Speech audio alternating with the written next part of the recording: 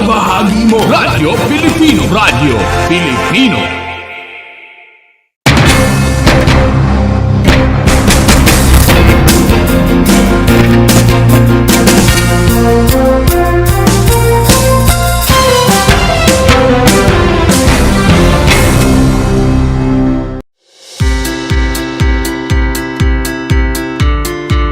Upang matugunan ang mga kinakaharap na pagsubok ng mga guro at mag-aaral sa gitna ng kasalukuyang pandemya, nagsanib tulong sina Congressman Charlie Cojuangco ng unang distrito ng Tarlac, DEPED Region 3 Regional Director Dr. May B. Eclar at Tarlac Schools Division Superintendent Dr. Ronaldo Pozon para sa isang napapanahong proyekto na tinaguriang Project Shine, Aral TarlakHenyo.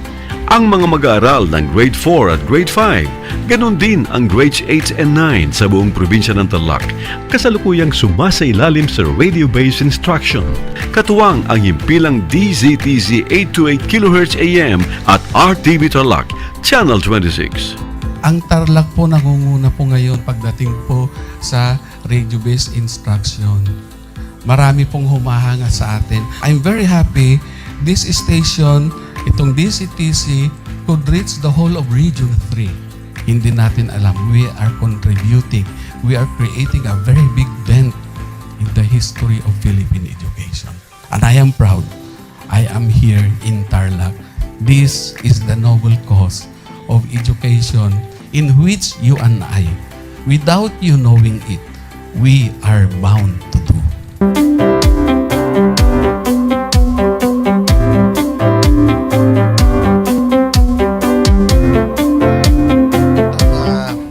Project natin na Project Shine is a natural consequence dahil sa nangyari sa buong mundo. Let's continue to work together.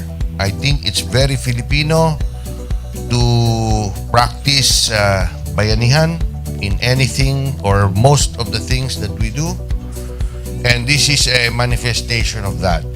No? We have private sector, we have DEPED, we have local government, all working together. And I hope the parents of some of these children, especially the parents that did not graduate from school or hindi nakapag-aral nung sila ay bata, sana naman gamitin na nila itong opportunity na mag-schooling na rin sila kasama ng mga anak nila para mag-bonding pati ang mga magulang sa mga bata. I look at this as doing God's work. Diba? So if you do God's work, it feels right. It's righteous. It's for good, not for evil. Good morning and happy learning, grade 4. Welcome to Aral TarlakHenyo here on RTV Tarlac, Channel 26. Simulcast over DZTZ 828. Radyo Pilipino Tarlac. I am Teacher Mercy Pacheco Bognot. This is Alistair Aidatu. I am Marie Josephine B. Andrade. I am Teacher Princess Marie M. Dueñas. And I will be your teacher broadcaster for today.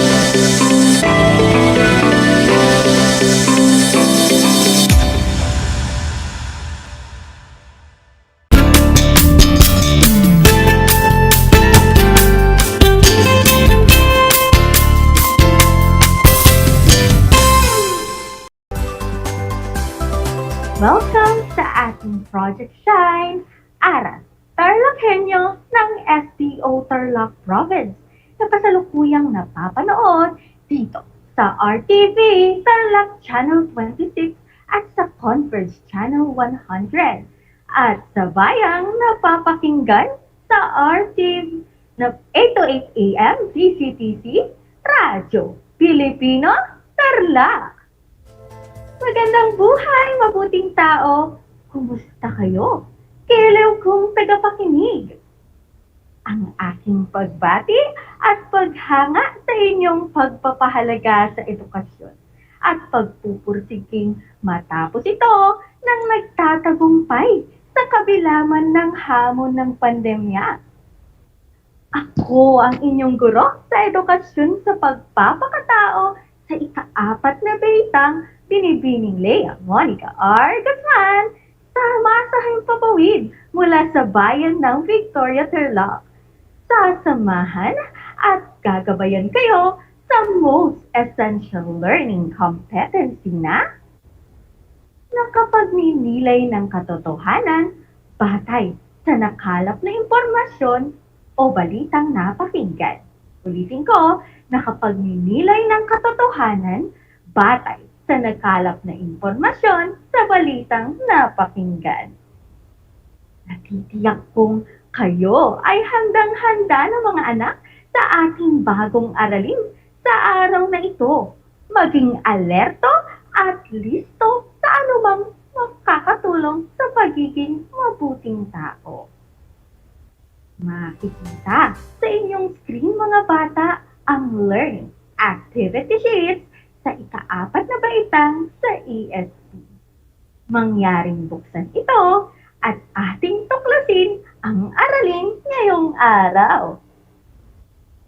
Pero bago natin simulan ang talakayan, tunghayan muna natin ang maikling usapan na aking babasahin.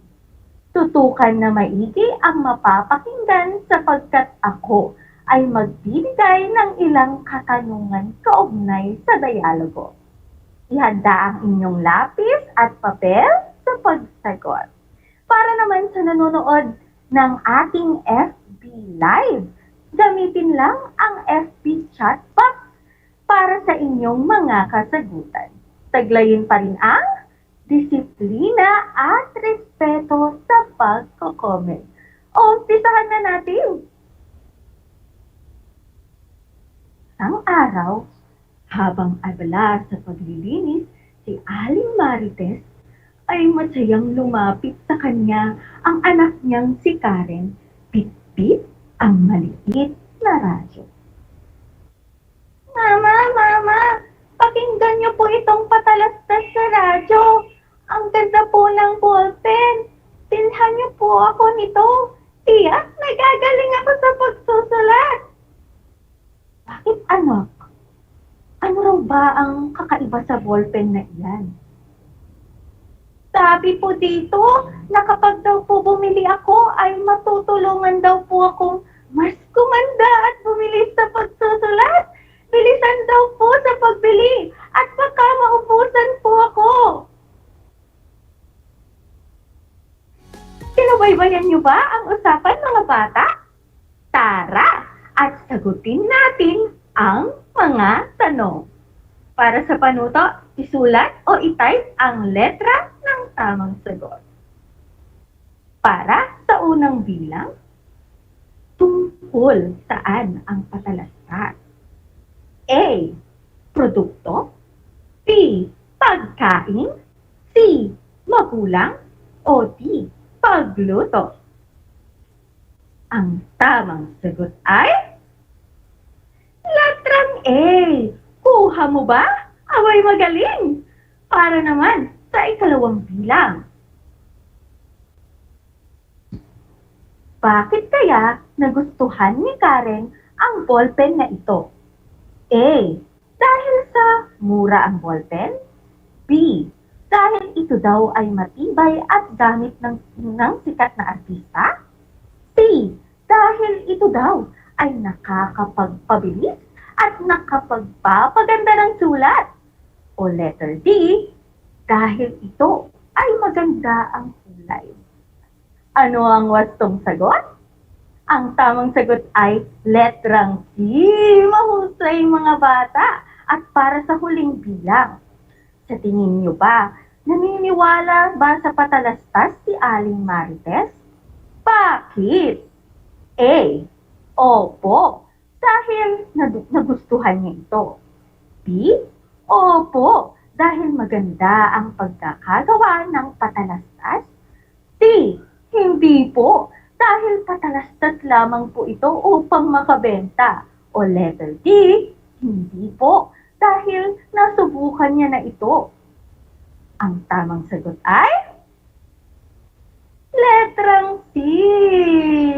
Binabati ko kayo nang may ngiti sa aking labi sapagkat natitiyak kong nakuha niyo ang mga tamang sagot.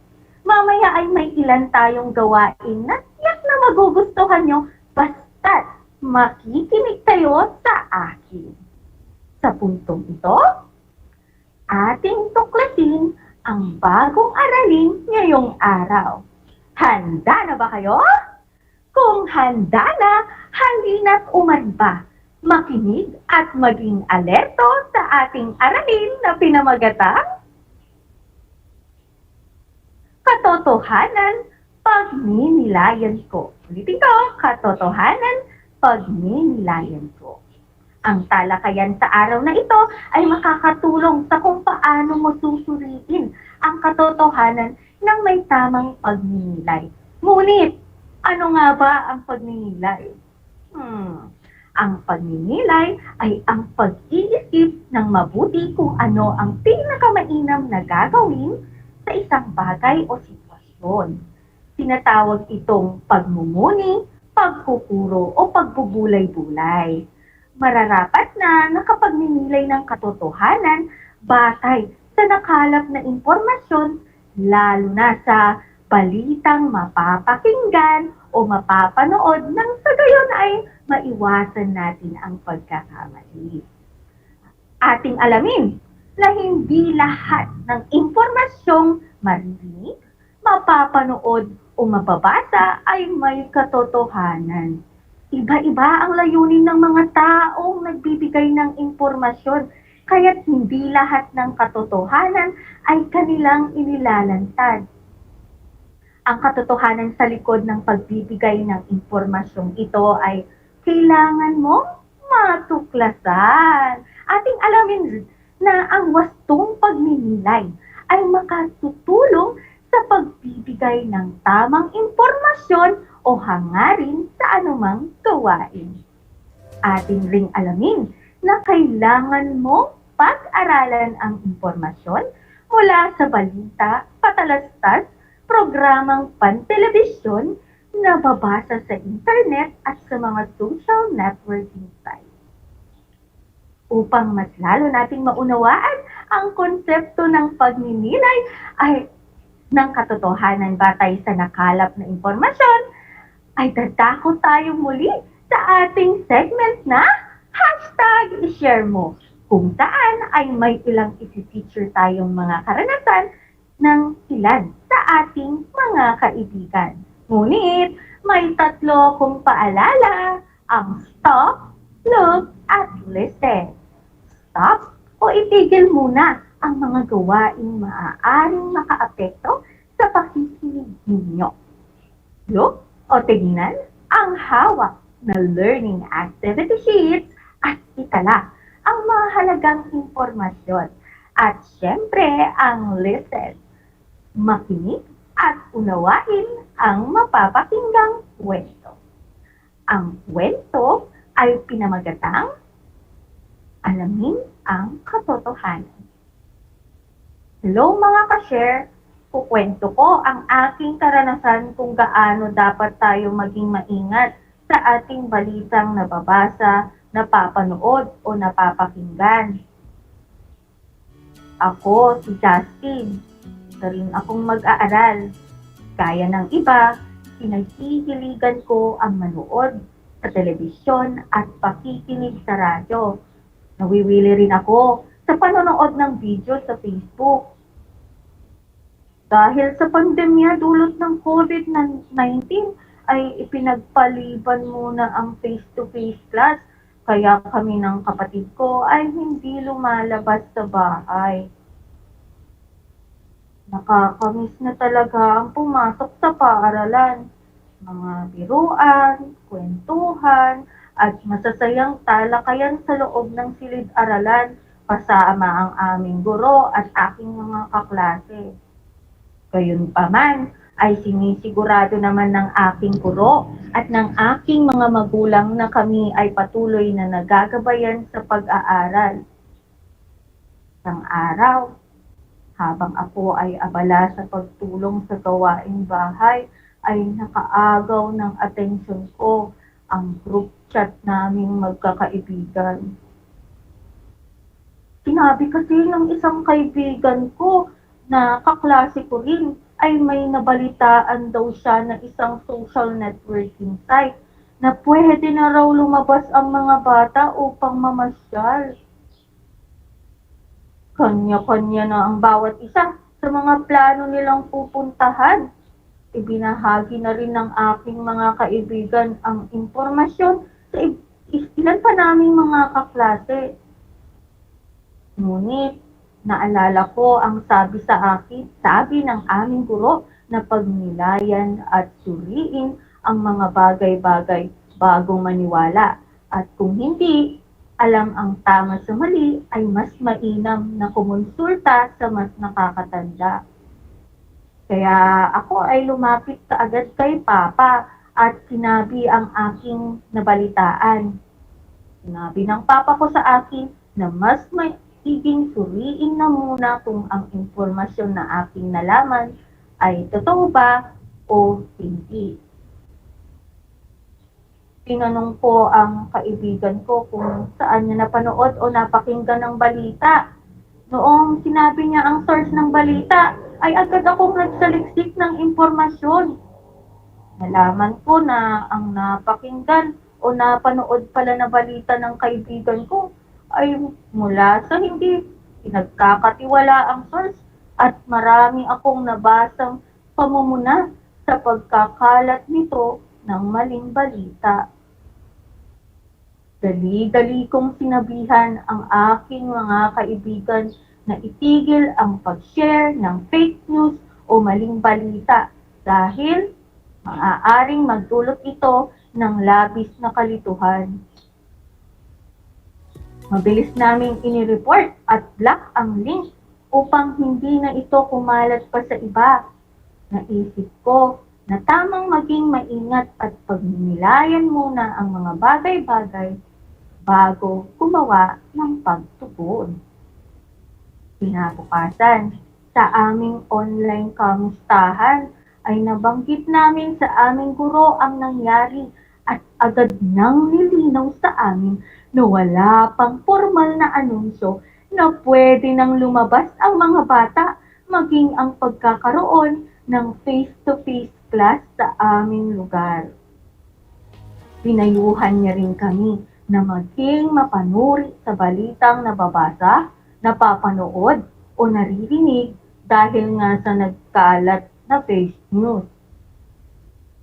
Pinuri rin kami sa pagiging maagap na pagtatama sa maling impormasyong nalaman namin.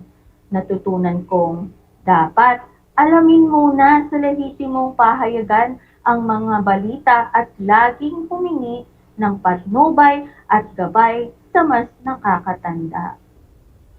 Nawa ay may natutunan kayo mga ka-share sa ibinahagi kong kwento, gaya ng laging winiwika ng isang mamahayag na dapat maging mapanuri at mapagmatyag. Mag-ingat sa maling balita. Hashtag i-share mo. Hashtag cancel fake news. Ano ang reaksyon nyo sa kwento mga bata? Sabi sa isang comment, ingat-ingat po sa fake news. Mismo. Sa tingin nyo mga ka-share, naaangkop ba ang ginawa ni Justin? Bakit? Kung ang sagot nyo ay oo, dahil kanya munang sinaliksik ang impormasyon bago maniwala ay mahusay ka. Sa tingin nyo ba, dapat bang i-share kaagad sa lahat ang balita kahit hindi ka patiyak? Kung ang sagot nyo ay hindi po, ay tumpak kang muli. Tandaan na suriing mabuti ang nasasagap na balita upang maiwasan ang kalituhan maging ang kapahamakan. Anong aral ang natutunan mo sa kwento ni Justin? Tama ang iyong sagot kung ito ay maging maingat sa napapanood, nababasa o napapakinggang balita. Sumangguni sa lehitimong pahayagan na siyang makapagbibigay ng pinakaangkop na balita. May komento o kwento ka ba? Share ka naman gamit ang hashtag na #CancelFakeNews. Sa katunayan ay humingi na ako ng saloobin mula sa ilan sa mga mag-aaral, mga kaibigan at magulang ng San Francisco Elementary School sa Victoria, Tarlac. Heto ang ilan sa kanilang mga naging reaksyon. Ayon kay Maymay, maging mapanuri, mapagmatsyag, matanglawin. Tama ka dyan, Maymay, pero parang pamilyar yata yung comment mo. Ayon naman kay Madam Sarah Pet, eto, para rin po sa magulang, gayabayan po natin ang ating mga anak sa kanilang napapanood, lalo na sa mga nakikita sa social networking site dahil marami na po talaga ang fake news. Wow! Maraming salamat po, Ma'am, sa napakamakabuluhan niyo pong wika. Sabi naman ni Erica, miss ko na po ang face-to-face class, pero sa ngayon po, ingat-ingat po muna tayo, classmates. Salamat, Erica. Sabi naman ni Francesca, matuto tayong maging mapanuri sa ating magiging aksyon o gagawin. Tumpak, thank you, Francesca. May pahabol naman na tanong si Aljur. Chair, ang daming news po about sa COVID-19 sa Facebook.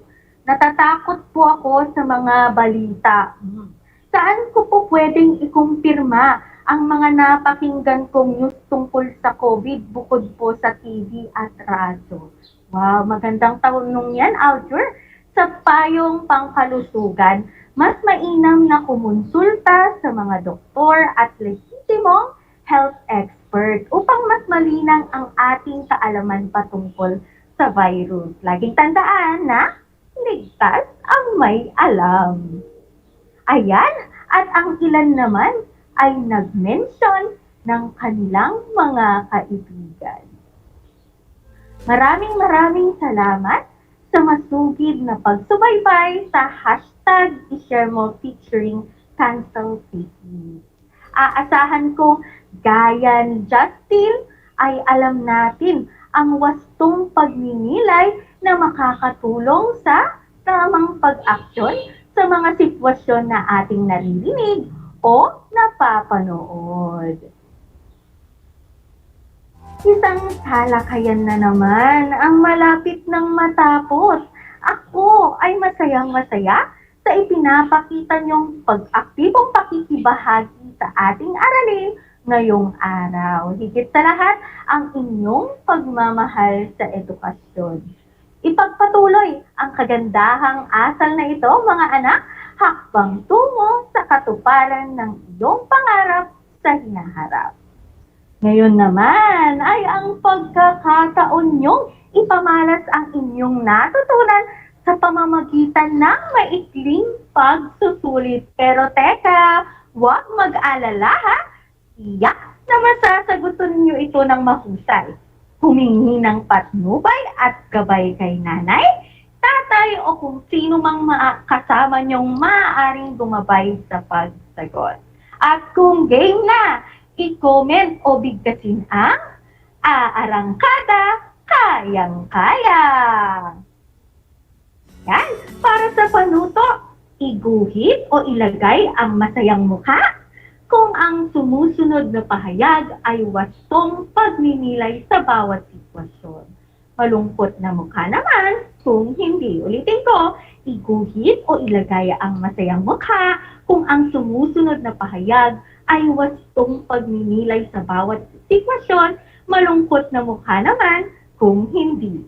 Para sa unang bilang, nabasa ni Sarah sa Facebook na may gamot na ng COVID-19. Tinanong niya ang kanyang ate at sabay silang nagbasa ng lehitimong balita kung totoo ba ito o hindi. Ang tamang sagot ay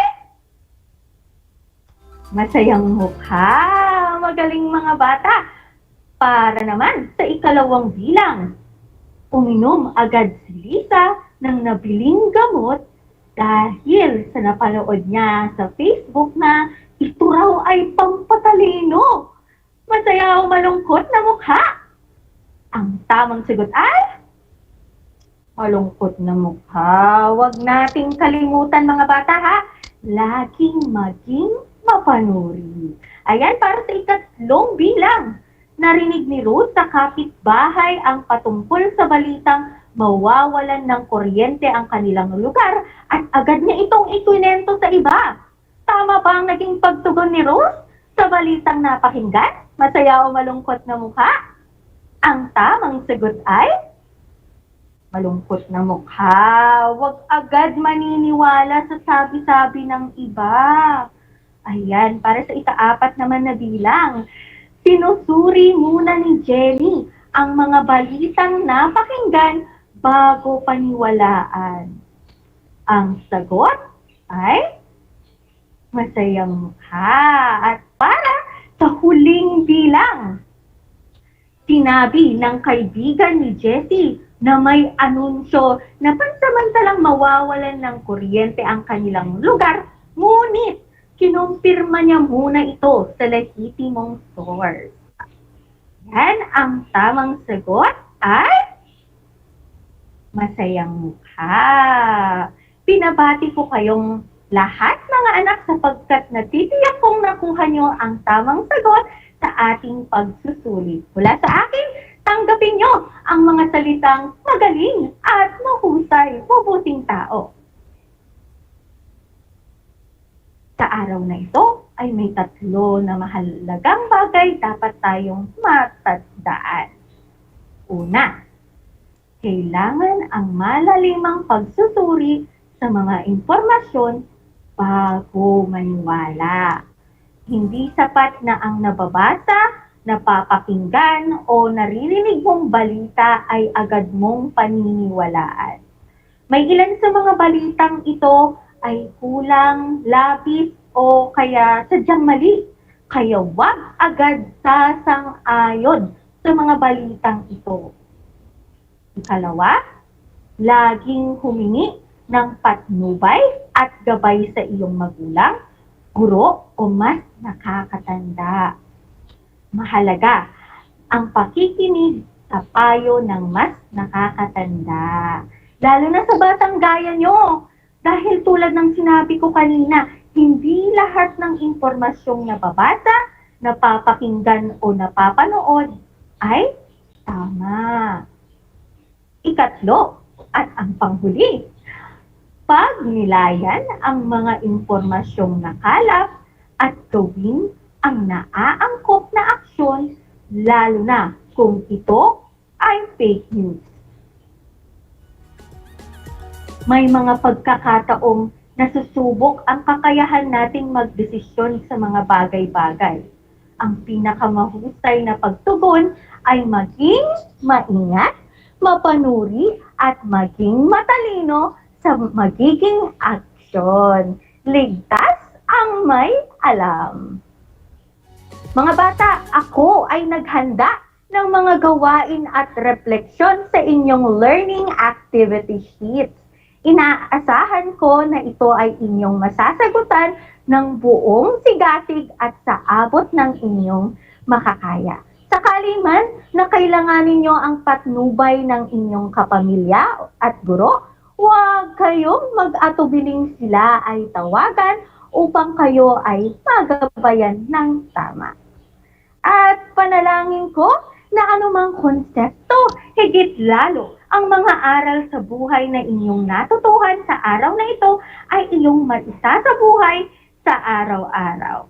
Muli, ako ang inyong guro sa edukasyon sa pagpapakatao sa ika-4 na baitang Teacher Leia Monica R. Guzman mula sa bayan ng Victoria na nagpapaalala na piliing maging mabuting tao sa lahat ng panahon at pagkakataon. Hanggang sa muli!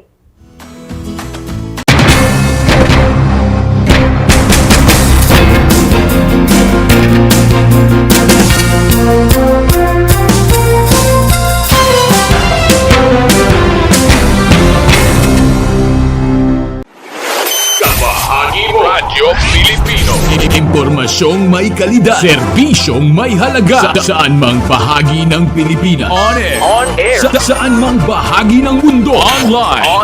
Anumang uri ng pamumuhay. Kasama, katuwang, kapinoy, kabahagi mo. Radyo Pilipino. Radyo Pilipino.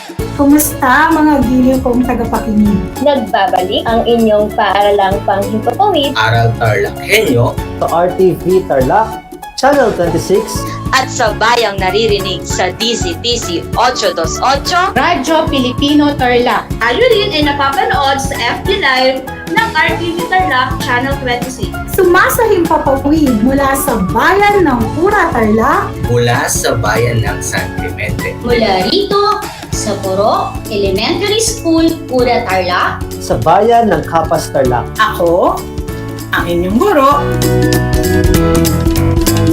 na maghahatid sa inyo ng makabuluhang pagtalakay sa ating aralin.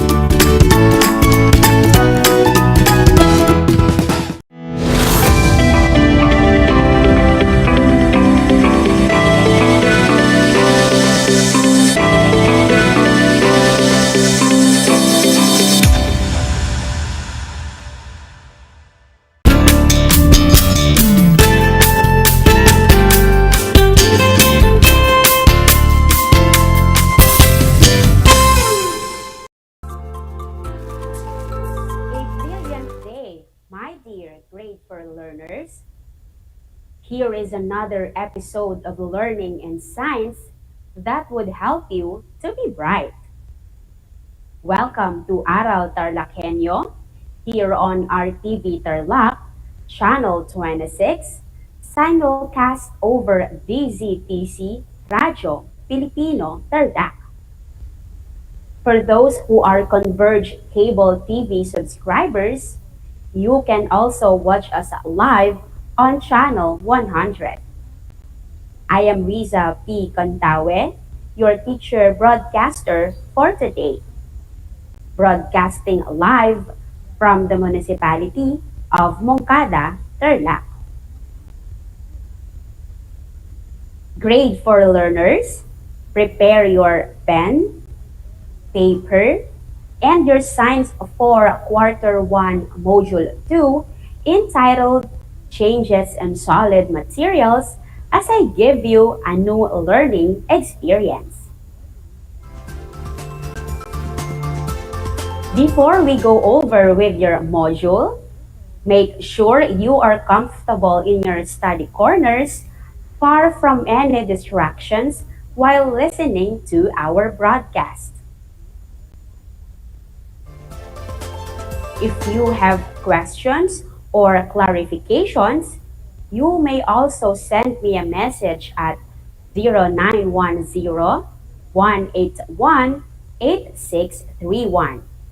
That's 0910-181-8631. Since this is a continuation of our topic last Monday on changes on solid materials through cutting, let us check what you remember from the discussion last time through answering an activity. Kindly turn your module on page 31 under What's More. Let us try to do this activity. Let me read first the direction. Underline the changes that happen to the given objects when cut. Again, for the direction, underline the changes that happen to the given objects when cut. You will be given 5 seconds for your answer. You may write your answers on your paper or answer sheets provided by your teachers. And for those who are watching via Facebook Live, you may share your answer in the comment section. So, young scientists, let's begin our learning adventure. For item number 1, a piece of cardboard when cut, change in size, shape, or no changes at all. Again, a piece of cardboard when cut, change in size, shape, or no changes at all. Your 5-second timer starts now.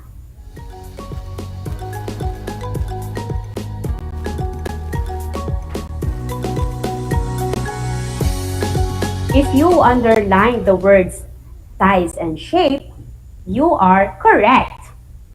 A piece of cardboard may change its size and shape when cut. A piece of cloth when cut changes in size, shape, or there is no change at all. I repeat, a piece of cloth when cut changes in size, shape, or there is no change at all. Your 5-second timer starts now.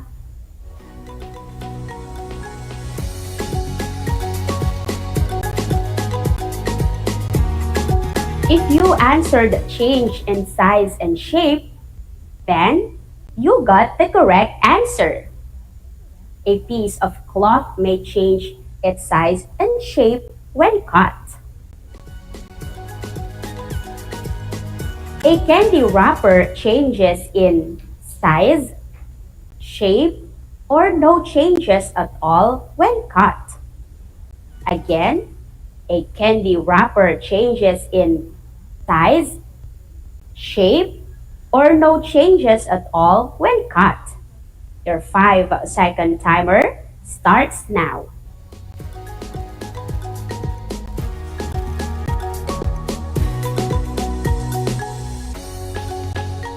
If you underline the words size and shape, you are correct. A piece of candy wrapper may change its size and shape when cut.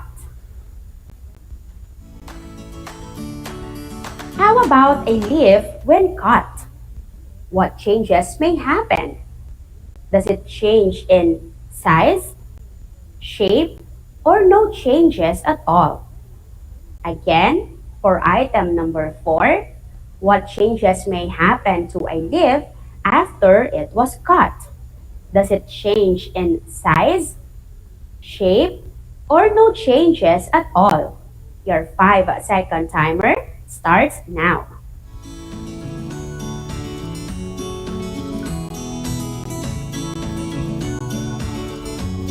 If you answered change in size and shape, then you got the correct answer.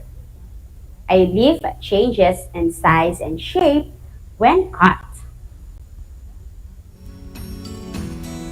For the last item, a piece of paper when cut changes in size, shape, or no changes at all. I repeat, a piece of paper when cut changes in size, shape, or no changes at all. Your 5-second timer starts now.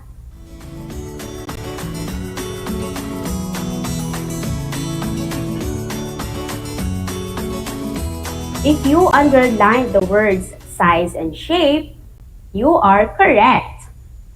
A piece of paper may change its size and shape when cut. Did you get the perfect score? If yes, that's great. You are catching on. If not, you don't have to worry because you can review our past lesson by watching our previous episode. This morning, we will have a continuation of our lesson so that you will have a better and deeper understanding of how solid materials changes through cutting. Are you ready, grade 4 learners? If yes, let us proceed. In this episode, you will learn to identify and describe the physical changes in the properties of matter as you cut them, and appreciate the changes in solid materials after being cut. Let me repeat that once more. At the end of the lesson, you will be taught to identify and describe the physical changes in the properties of matter as you cut them, and appreciate the changes in solid materials after being cut. The following are the questions that we would unveil as we go through the discussion. Can all solid materials be cut using scissors? What solid materials can be cut using other sharp-edged objects? What other sharp-edged objects can be used in cutting other solid materials? Is there a new material formed when a solid material is cut? Again, these are the questions that we will answer and investigate as we go on with our broadcast. This time, you will be watching videos of different solid materials cut by different cutting materials. Record your observations on your science notebook on what happens to solid materials when cut. But before that, let me just remind you to not perform the following activities shown on the video if you are alone at home. Always ask assistance from your parents or home learning partners if you want to do those activities. If you are all ready, let us watch the first video.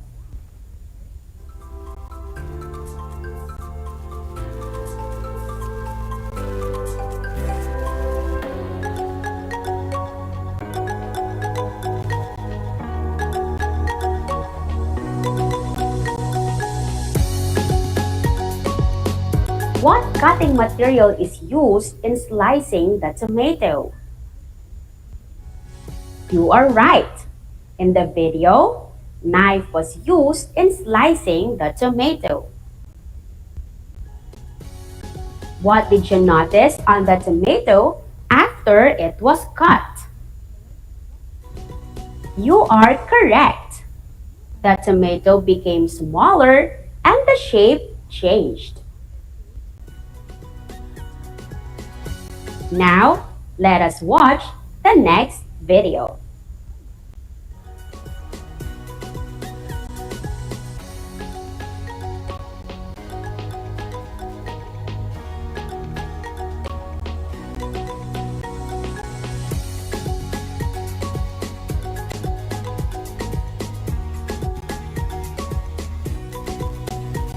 What do you call the sharp-edged object used in cutting the wire? Awesome! It is called pliers. Aluminum wires cannot be cut using scissors only. Sophisticated cutters are used when cutting them. What happened to the wire after it was cut? You are correct. The aluminum wire changed its size. And now, please watch our last video.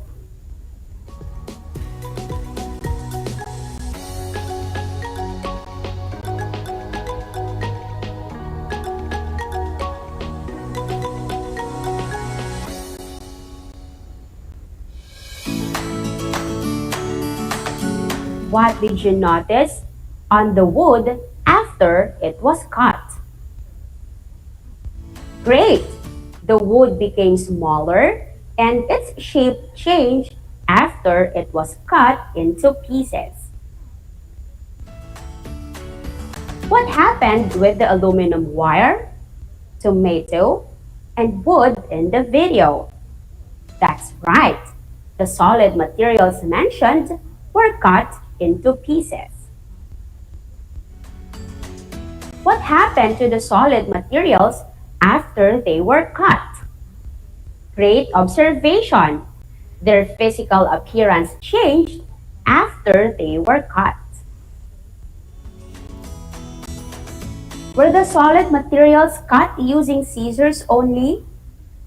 You are again correct. The solid materials were cut using special and sophisticated cutters. The tomato was sliced using a knife. The wire was cut using pliers. And the wood was cut into pieces using a wood saw. To process what you have learned from today's lesson, let us answer Activity A on page 33 found in your science module.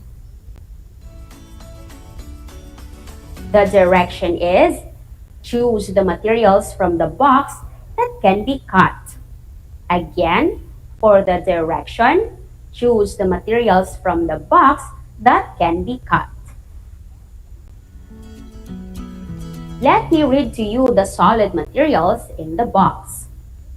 Stone, water, stainless steel cabinet, pail made of steel, juice, plastic cover, colored paper, disposable cup, leaves, newspaper, string beans, magazines, plastic bag, shampoo sachet, and cartolina. You will be given 30 seconds for your answers. And for those who are watching via Facebook Live, you may share your answers in the comment section. Your 30 seconds timer starts now.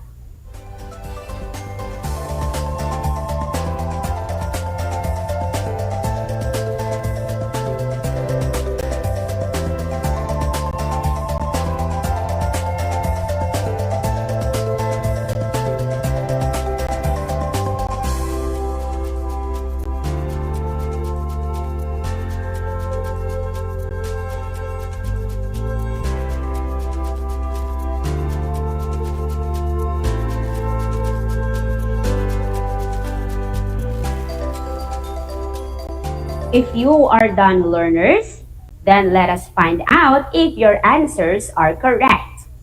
The answers are the following: leaves, plastic cover, colored paper, shampoo sachet, newspaper, string beans, magazines, plastic bag, cartolina, and disposable cup. Congratulations, kids, for doing your best. Surely, all your answers are correct. Remember that solid materials can be cut.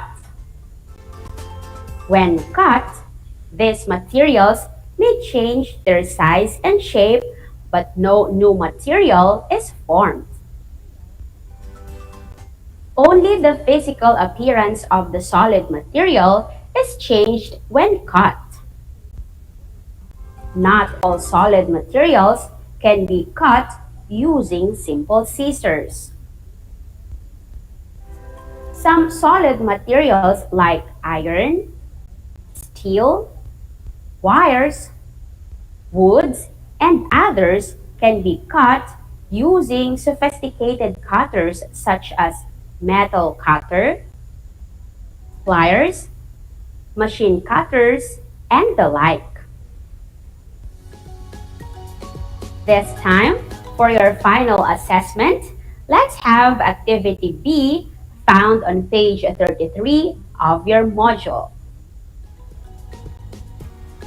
For item number 1 and 2, you must choose the letter of the correct answer and write it in your notebook.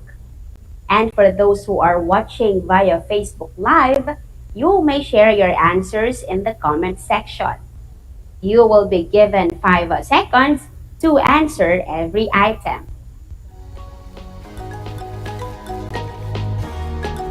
Let me read the first item. All of these are characteristics of solid except one. Which one is it? A. Solids are hard. B. Solids have compact particles. C. Solids may change its physical appearance. D. Solids do not change its shape when you cut them. Again, all of these are characteristics of solid except one. Which one is it? A. Solids are hard. B. Solids have compact particles. C. Solids may change its physical appearance. And D. Solids do not change its shape when you cut them. Your 5-second timer starts now.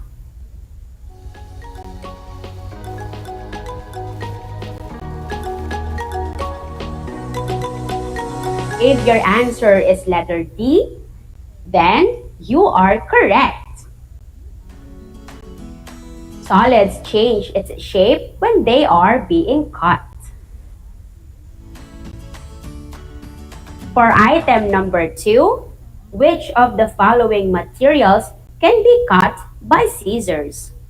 A. Soft drinks bottle. B. Magazines. C. Metal spoon. Or D. Flower vase. I repeat, which one of the following materials can be cut by scissors? A. Soft drinks bottle. B. Magazines. C. Metal spoon. Or D. Flower vase. Your 5-second timer starts now.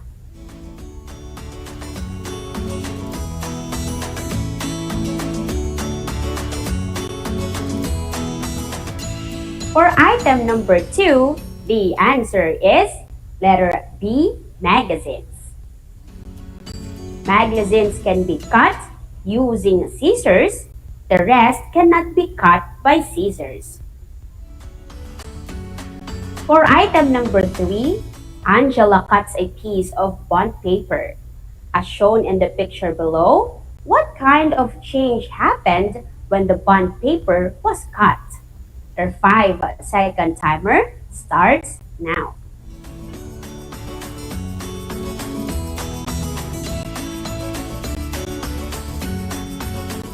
Learners, time is up for item number 3, a cut bond paper change in size and shape after it was cut. For item number 4 and 5, complete the graphic organizer below to describe the changes that might happen to the properties of the candy wrapper when cut. Your 5-second timer starts now.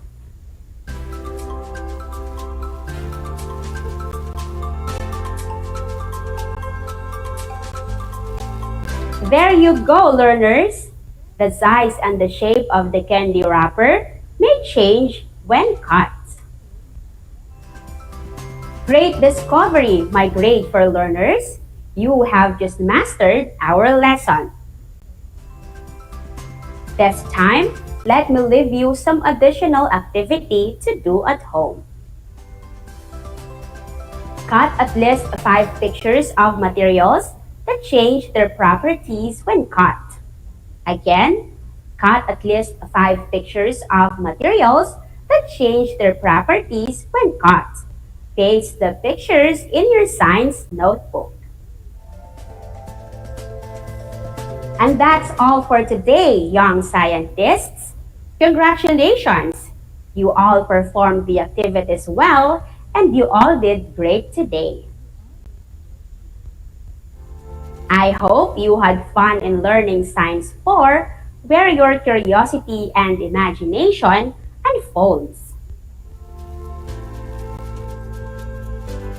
For those of you who are sending their answers, questions, and messages using the comment section of our Facebook Live, I will check them out later after our session.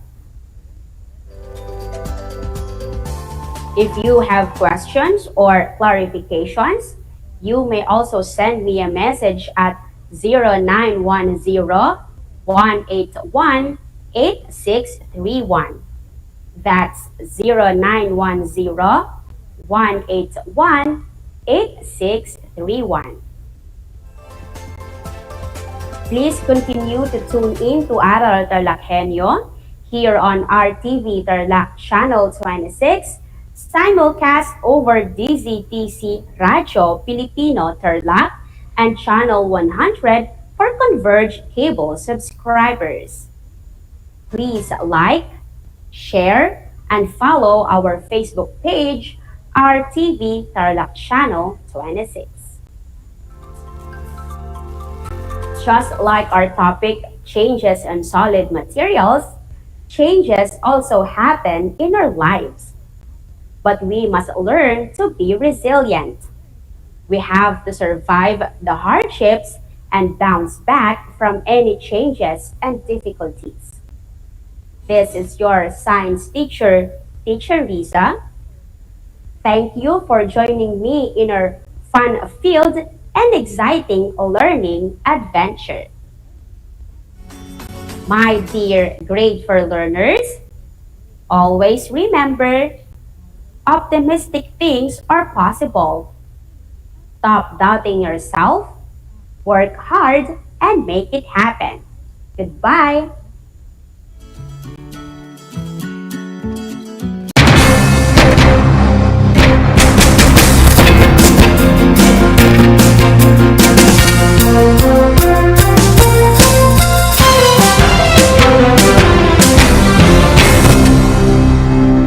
Nais mo bang magpabakuna?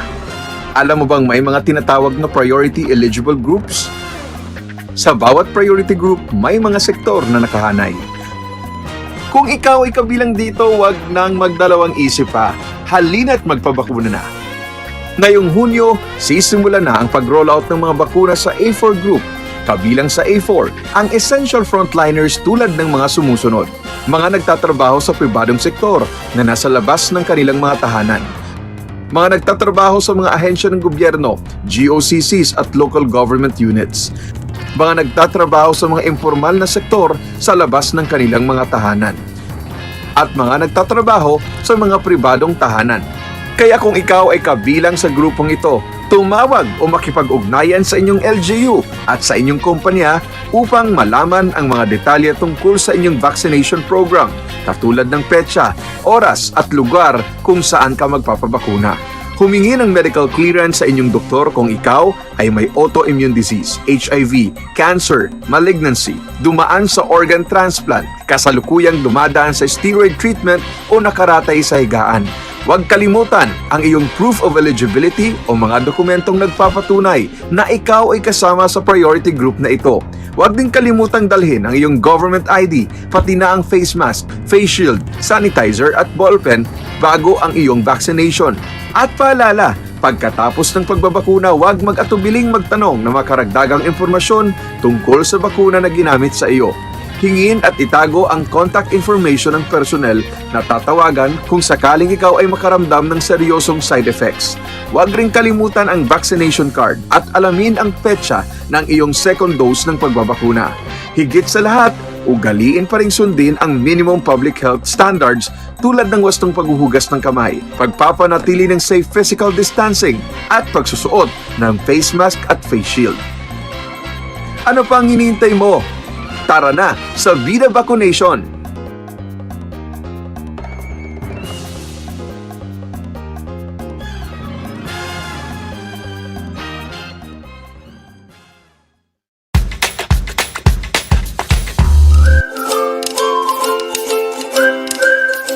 Alam niyo ba na ang jeep ay ang pinakasikat na uri ng transportasyon sa Pilipinas?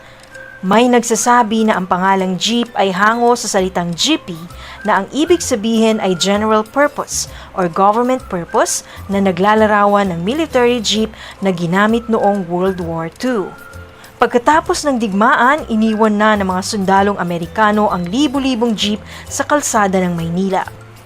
Ang matibay at makulay na jeepney nga raw ay truly mestizo dahil sa half local at half foreign na katangian nito. Alam nyo na, yan ang jeepney. Multiply 1089 by 9, you will get an answer, the exact reverse, which is 9801.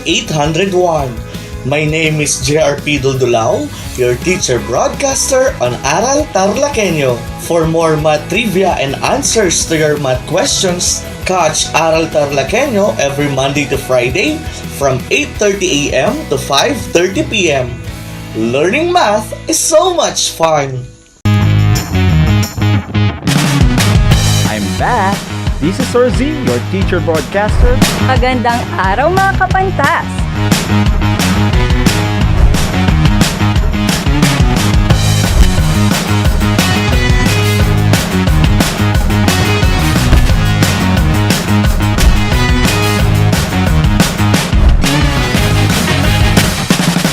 Welcome to Aral TarlakHenyo.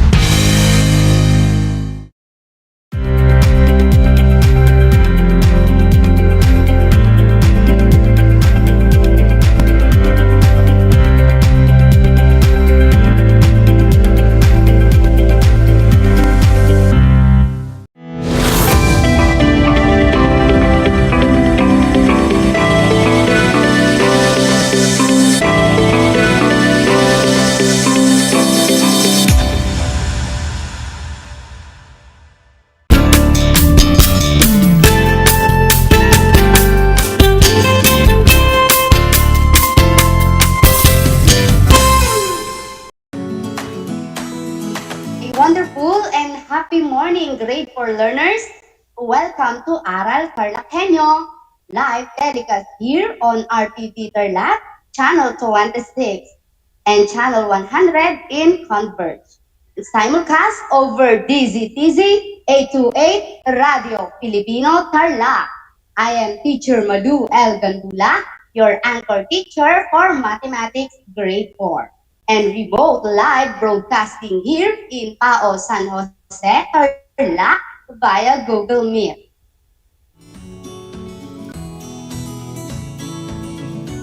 Hello there, my dearest batang-bata talas. Here we go again. How's your day? Well, I hope you are all doing great and always safe.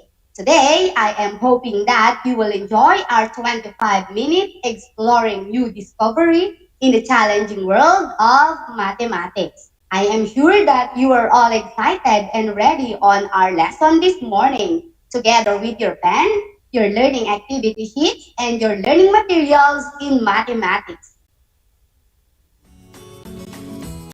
Then lend me your ears and your attention so that Matihira will become Matdali. So what are you waiting for? Matri, kinig na! After going through with this lesson, you are expected to divide 3 to 4 digits number by 1 to 2 digit numbers without and with the remainder. As we begin, let's have a quick recall on our previous lesson with Teacher Camille and De La Rosa. What is it all about?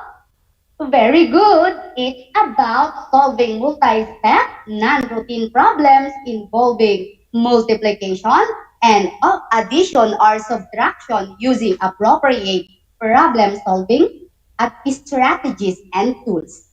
And what is a multi-step, non-routine problem? Correct. A multi-step non-routine problems are more challenging because the solutions are immediately clear. Multi-step non-routine problems develop reasoning power. This kind of problem needs a deep and clear analysis and understanding. A multi-step non-routine problem can be solved using different strategies. It can be solved by listing, making a table, guessing check, and other pictorial representation. Well now, let us do this problem. I will read it for you, then solve. Shirley can finish 18 pieces of embroidery in 4 days. Mina can embroider 22 pieces in 2 days. How many more pieces of embroidery can Mina make than Shirley in 4 days? Write your answer on a sheet of paper or you may type your answer on the comment section of our FB page. 10 seconds to answer. Timer start now.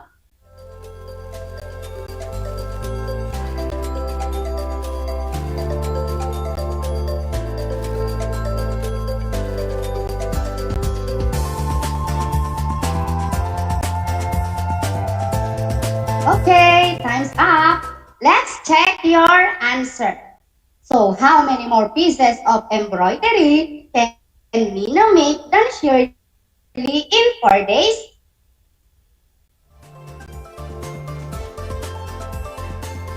Absolutely correct. Mina can finish 26 more pieces than Shirley. And how did we obtain it? Let us use pictorial representation to answer this problem. So Shirley can finish 18 pieces of embroidery in 4 days, while Mina can finish 22 in 2 days. Now the question is, how many more pieces of embroidery can Mina make than Shirley in 4 days? Let's add 22 pieces for another 2 days to become 4 days. So, how many pieces can Mina finish in 4 days? Brilliant answer is 44.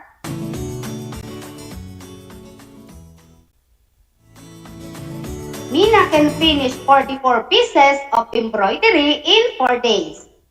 Alright, what will be the next step to get how many more pieces she can finish than Shirley? Very good. We will subtract 18 from 44. So, 44 minus 18 is equal to 26. Hence, Mina can finish 26 more pieces than Shirley. Did you get the correct answer? That's awesome. I am glad that you still remember our previous lesson. Well now, look at the pictures flash on your screen. This is Santos' family. They harvested their corn in the farm. Afterwards, they went home with the baskets of corns. There are 630 pieces of corns in all. Due to pandemic, Family Santos wants to help their fellow kabarangays in the way of sharing their harvested corn. So, they decided to give it to the 15 needy families in their barangay. This time, sharing is important, most especially those who are in need. So we should inspire others through sharing like the Santos family. Because class, sharing is caring and loving. And now, let us help the Santos family to distribute the corn equally. We need to divide 630 pieces of corn to 15 families. And class, this will be the new discovery that we are going to explore this morning about dividing 3 to 4 digit numbers by 1 to 2 digit numbers without and with remainder. Division is a method of distributing a group of things into equal parts. It is one of the 4 basic operations of arithmetic, which give the fair results of sharing. And here are the parts of the division. The number to be divided is called the dividend. And the number to be divided, dividend is divided, is called the divisor. And quotient is the answer in the division. And remainder is the leftover that cannot evenly divided. In class, division can also be written as this. Look at your screen. 45 divided by 5 equals 9. Now, let us go back to Santos family. We need to divide 630 pieces of corn for 15 families. First step, determine the first partial dividend that can be divided by 15, and that is 63. Then divide 63 by 15, the answer is 4. Then write 4 in the tens place of the quotient. Next, multiply 4 by 15. So 15 times 4, the answer is correct, it's 60. Then subtract 60 from 63. 63 minus 60 is equal to, very good, it's 3. Next, let us proceed to step 2. Bring down the ones digit in the dividend, and that is 0. Then divide 30 by 15. 30 divided by 15 is 2. Write 2 in the ones place. Next is multiply 15 by 2. So 15 times 2, the answer is, you were right, it's 30. Then subtract 30 from 30, the answer is, brilliant, 30 minus 30 is 0. So the quotient is 42. Therefore, each of the 15 families will receive 42 corns. And to check, since multiplication is the inverse of the division, just multiply the quotient and the divisor. That is 42 and 50. Let us start multiplying with the ones digit. What is 5 times 2? Awesome, it's 10. Write down 0, then carry 1. 5 times 4 is 20 plus 1 equals 21. Next, let us proceed to tens digit. 1 times 2 is correct. It's 2. And 1 multiplied to 4 equals 4. Then add the partial products. Bring down 0. And 1 plus 2 is 3. And 2 plus 4 is 60. So the answer is 630. And 630 is the same with the dividend. Therefore, the answer is correct. Did you get it, class? That's good. And now, let us explore these illustrative examples number 1.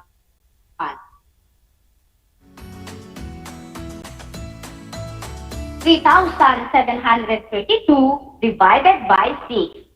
For step 1, we need to determine the first partial dividend that can be divided by 6. That is 37. Next is divide 37 by 6.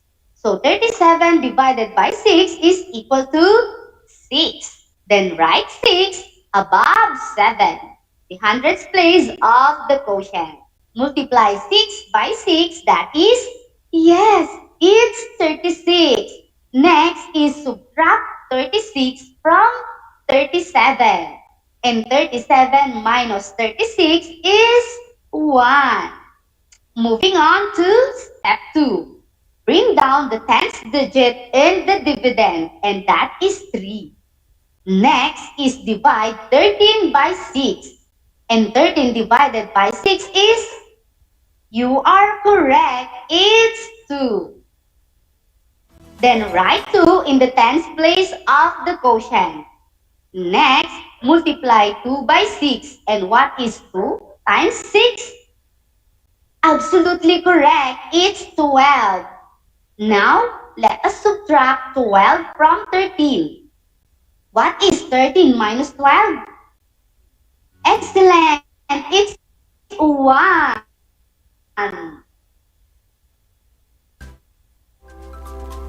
Moving on to step 3. Just like the step 2, bring down one digit in the dividend, which is 2. After that, divide 12 by 6. And 12 divided by 6 is very good. 12 divided by 6 is 2. Then write 2 in the ones place of the quotient. Next, multiply 2 by 6. And what is 2 times 6? Brilliant answer, it's 12. After it, subtract 12 from 12. And 12 minus 12 is correct, it's 0. And to check for step 4, just multiply 622 by 6. And 622 times 6 is 3,732. Therefore, the answer is correct. Did you follow our lesson, class? That's awesome. Good job, young mathematicians. I am very happy about it.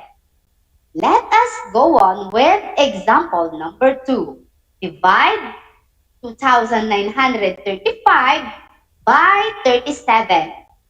For step 1, determine the first partial dividend that can be divided by 37. And that is 293. Then divide 293 by 37. What is 293 divided by 37? Correct, it's 7. Then write 7 above 3, the tens place of the quotient. Then multiply 7 by 37. And what is 7 times 37, class? Fantastic! It's 259. Next, subtract 259 from 293. Now, 3 minus 9 is, yes, cannot be. What are we going to do is borrow 1 from 9. And 9 will become 8. And 3 will become 13. We can now subtract 9 from 15. From 13. So, 13 minus 9 is correct. 13 minus 9 is 4. And 8 minus 5 is 3. Let us move on to step 2. Bring down one digit in the dividend, and that is 5. Next, just like in the first step, divide 345 by 37. And 345 divided by 37, the answer is, you were right, it's 9. Then write 9 on the ones place of the quotient. Now, multiply 9 by 37. So, 9 times 37 is brilliant. It's 333. Subtract 333 from 345. The answer is yes, it's 12. Then write 12 in the quotient as the remainder. Let's check if our answer is correct. Multiply 79 by 37. That is equal to 2,923. Add 12 from the remainder. That is 2,935. The product is the same as the dividend. Therefore, the answer is correct. Now, get a sheet of paper and challenge yourselves with this activity. You may type your answer on the comment section of our FB page. For number 1, 270 divided by 9. 5 seconds to answer. Timer starts now.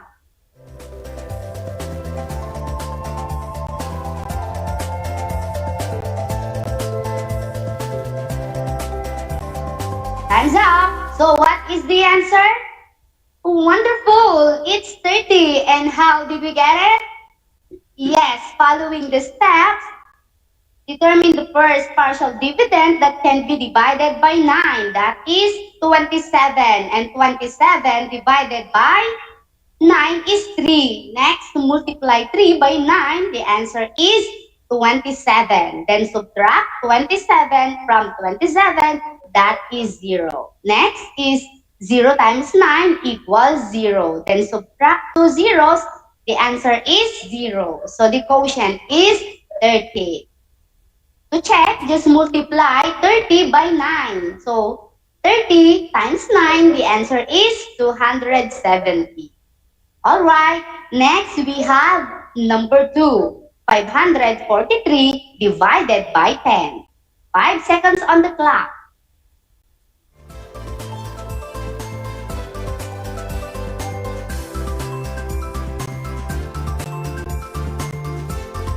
Alright, time's up. What is 543 divided by 10? Absolutely correct. It's 54 remainder 3.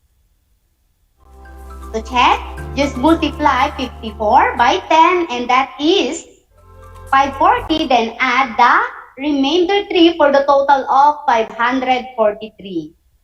Did you get the 2 correct answers? Alright, that's good. In dealing or dividing 3 to 4 digit numbers by 1 to 2 digit numbers, you must be matingat and matyaga to have an exact and correct answers. And that is Batang Pilipino, matingat, matyaga, and matalino.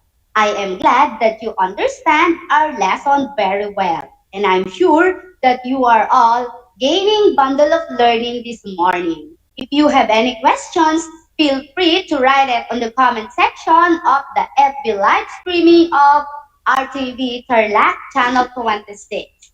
Well, I think you were much excited as we move on to your next task. But before we proceed, let's have a quick recap in our lesson. So division is a method of distributing a group of things into equal parts. It is one of the 4 basic operations of arithmetic, which gives a fair result of sharing. And the parts of it are the dividend, the divisor, the quotient, and the remainder. Dividend is a number to be divided. The divisor, which is the number by which a dividend is divided. The quotient is the answer in the division. And the remainder is the leftover that cannot be divided. Is that clear? You may now get your pen and your learning activity sheet and answer. I will read the direction. Divide the following. Choose and write the letter of the correct answer. I am giving you 5 seconds for every item. Then we will check. For number 1, 965 divided by 3. A, 321 remainder 2. B, 323 remainder 3. Or C, 321 remainder 2. 5 seconds on the clock.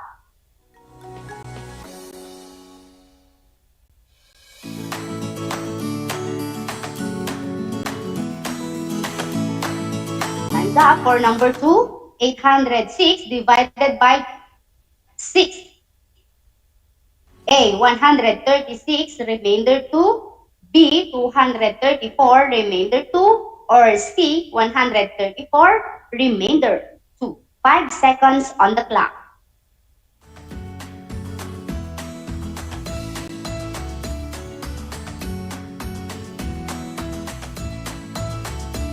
For number 3, 292 divided by 5. A, 56 remainder 3. B, 58 remainder 2. Or letter C, 68 remainder 2. 5 seconds.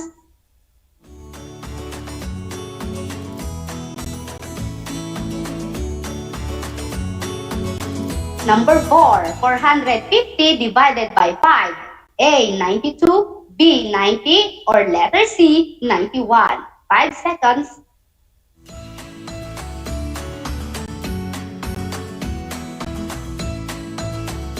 And number 5, 246 divided by 2. A, 121. B, 321. Or letter C, 123. 5 seconds.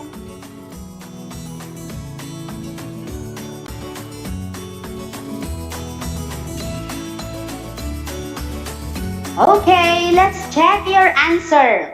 Observe being batang matapat in checking your own paper. For number 1, 965 divided by 3, the answer is correct. It's letter A, 321 remainder 2. Number 2, 806 divided by 6 is equal to, you are right, it's letter C, 134 remainder 2. How about in number 3, 292 divided by 5? If your answer is letter B, then you are correct. Moving on to number 4, 450 divided by 5. The answer is absolutely correct. It's letter B, 90. And last, for number 5, 246 divided by 2 is, yes, it's 123 in letter C. I hope you were able to get all the correct answers. So at this point, I congratulate all of you for doing a great job. Let us give yourselves an excellent clap. 1, 2, 3, 1, 2, 3, excellent! I am very happy that we end our lesson fruitfully and meaningfully. This is your mathematics anchor teacher, Teacher Malu Limbanya Gandula, saying that in life, we should always divide, share our love, our happiness, and our kindness to others, especially those who are in need this time of pandemic. And don't forget to ask the guidance of our Lord Jesus always. Until next time, my dear, keep safe, everyone, and God bless.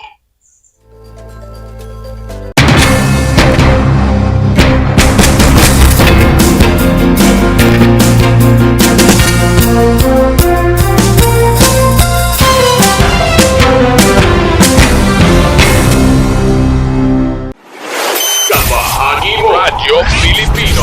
Impormasyong may kalidad, serbisyong may halaga, saan mang bahagi ng Pilipinas. On air. Saan mang bahagi ng mundo. Online. Anumang uri ng pamumuhay. Kasama, katuwang, kapinoy. Kabahagi mo Radyo Pilipino. Radyo Pilipino.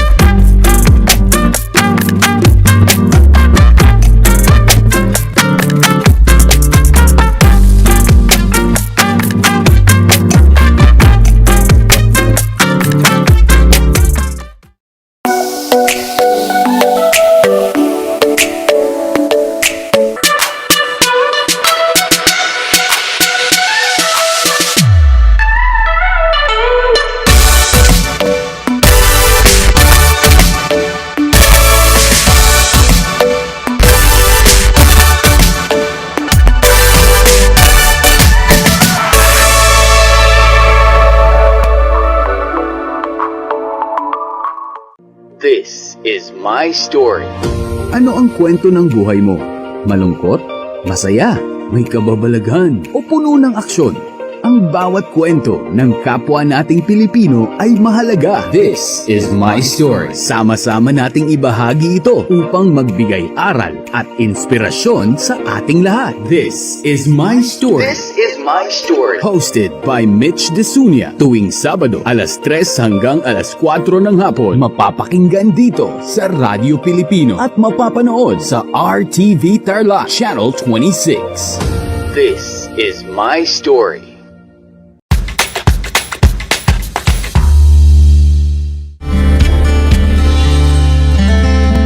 Alam niyo ba na ang Pilipinas ay mayroong 7,641 islands? Mula sa bilang na 7,107 islands, nadagdagan ito ng 534 na isla noong 2017. Tanging 2,000 lamang sa mga islang ito ang natitirhan.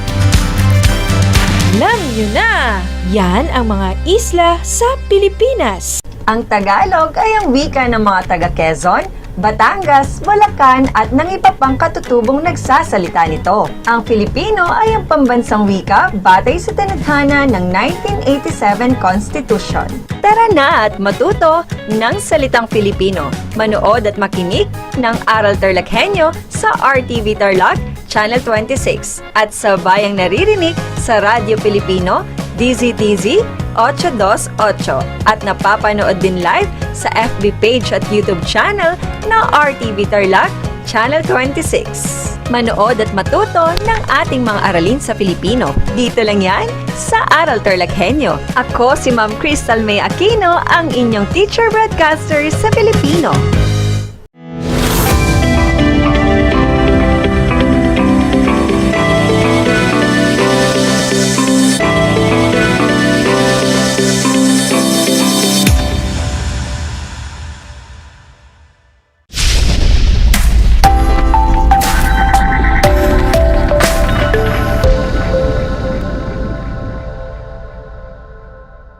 Magandang umaga! Kumusta na kayo? Lalong-lalo na ang mga nasa ika-4 na baitang na nakikinig at nanonood sa araw na ito. Sumasa inyo ang Project Shine Aral TarlakHenyo mula sa RTV Tarlac, Channel 26 at sa Bayang Naririnig sa DZTC 828 Radyo Pilipino Tarlac. Tayo ay napapanood din sa YouTube at FB livestream ng RTV Tarlac Channel 26, gayon din sa Converge Cable TV Channel 100. Ako ay si Ginang Krikshamay Pagatpatan Bala, ang inyong teacher broadcaster para sa signaturang Filipino ng ika-4 na baitang. Sumasahim papawid mula sa bayan ng Pura. Ang oras natin ay 10:00 ng umaga. Samahan ninyo ako sa 25 minutong makabuluhang talakayan na maghahatid sa inyo ng kaalaman. Pangalawang araw ng ating leksyon, pero bawat araw may bago. Bagong umaga, bagong sigla, bagong saya, at bagong kaalaman. Okay ba ang araw mo? Ngiti ka naman dyan. Nawa ay ligtas at malayo kayo sa anumang sakit. Halina't pagyamanin ang ating kaalaman. Ngunit bago yan, nais kong kunin ninyo ang inyong gagamitin na papel, panulat, ang inyong learning activity sheet at siguraduhin kayo ay nasa maayos at tahimik na lugar upang mas maintindihan ninyo ang ating leksyon. Maaari kayong makibahagi sa pamamagitan ng pag-comment ng inyong mga kasagutan. Maging maingat lamang sa paglalagay ng inyong mga sagot sa comment section. Siguraduhin lamang na ito ay bahagi ng ating leksyon. Upang matiyak ko na may natutunan kayo sa ating nakaraang aralin patungkol sa pagbabasa ng maikling tula, ng may tamang bilis, diin, ekspresyon at intonasyon, tayo ay magkakaroon ng isang gawain. Bilang panuto sa gawain, punan ng angkop na salita ang mga patlang upang mabuo ang maikling tula o tugma. Pumili ng salita mula sa kahon at isulat ang titik sa sagutang papel. Hawak niyo na ba ang papel, panulat at learning activity sheets? Mabuti naman kung ganon. Tara, at atin nang simulan. I-chat o i-comment lamang ang inyong mga sagot sa ating comment box. Atin nang basahin. Para sa una at ikalawang bilang, sa kanlungan ni tulog mo'y. Alin sa mga sumusunod na salita ang angkop sa maikling tula na ito? Kung ang sagot mo ay letrang B at C, tumpak ang iyong sagot. Sa kanlungan ni inay, tulog mo'y mahimbing. Ikatlong bilang, sapagkat niya ay hindi maidadaing. Ang tamang sagot ay magaling, letrang B, sapagkat pagmamahal niya ay hindi maidadaing. Ikaapat na bilang, kaya't sa bawat oras, ilaan sa kanya ang iyong alin sa mga sumusunod na salita ang angkop sa maikling tula na ito. Kung ang sagot mo ay letrang B, ikaw ay tama. Magaling. Kaya't sa bawat oras, ilaan sa kanya iyong kalinga. Ikalimang bilang, upang maramdaman niya na siya'y iyong. Alin sa mga sumusunod na salita ang angkop sa maikling tula na ito? Magaling. Ang tamang sagot ay letrang A, upang maramdaman niya na siya'y iyong hinahangaan. Oh, nakasagot ba kayo ng mabilis? Ilan ang inyong puntos? Natitiyak kung kayang-kaya ninyo ang mga gawain sa ating bagong aralin sa araw na ito. Lagi lamang tandaan na ang tula ay nagtataglay ng magkakatugmang salita sa hulihan o dulo ng bawat taludtod o linya sa bawat saknong, habang ang tugma ay ang pagkakapareho ng huling tunog sa bawat taludtod. Ako'y nasisiyahan at natatandaan niyo pa ang pinag-aralan natin noong nakaraang araw. Dahil bagong umaga, bagong sigla, bagong saya, at bagong kaalaman ang nais nating matutunan. Handa na ba kayong palawakin ang inyong kaalaman? Mahusay! Heto na ang ating bagong aralin. Ang ating paksa sa araw na ito ay ang Most Essential Learning Competency na ipapahayag ang sariling opinyon o reaksyon sa isang napakinggan o napanood na issue o usapan. Handa na ba? Kung handa na, umupo na ng matuwid at magsisimula na tayo. Pero sandali lang mga bata. Subukin muna natin kung hanggang saan na ang nalalaman ninyo. Basahin natin ang sitwasyon o balitang nakapaloob sa kahon at sagutin ang mga tanong sa ikalawang pahina. Narito na ang balita. Ambo, humina bilang low pressure area. Tuluyan ng humina ang bagyong Ambo at isa na lang ngayong low pressure area o LPA sabi ngayong linggo ng State Weather Bureau ng Pag-asa. Sa pinakahuling weather bulletin ng Pag-asa, huling namataan ng LPA sa layong 125 kilometro sa hilagang kanluran ng Basco, Batanes.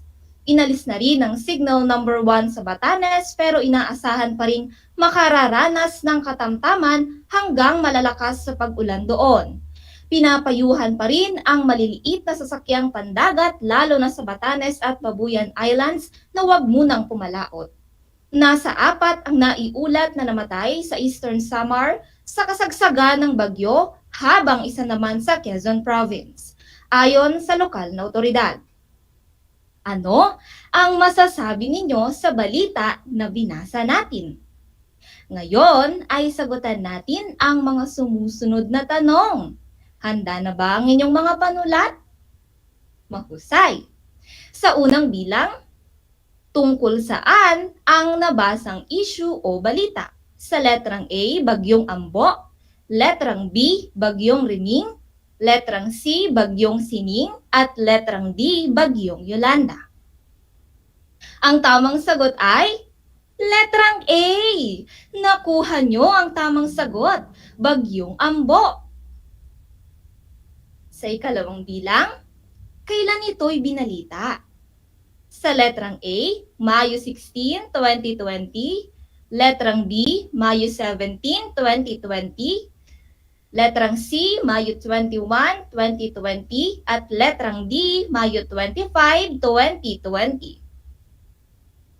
Kung ang sagot nyo ay letrang B, tama kayo dyan. Ika-17 araw ng Mayo, 2020. Ikatlong bilang, anong signal ang dala ng bagyong Ambo?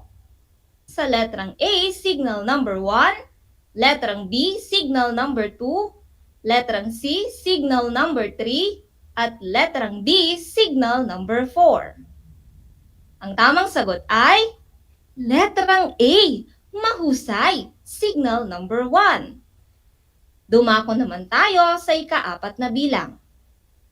Anong sangay ng pamahalaan ang nanguna sa pagbibigay ng impormasyon para payuhan ng mga tao tungkol sa naturang bagyo? Letrang A, FIVOX. Letrang B, Pag-asa.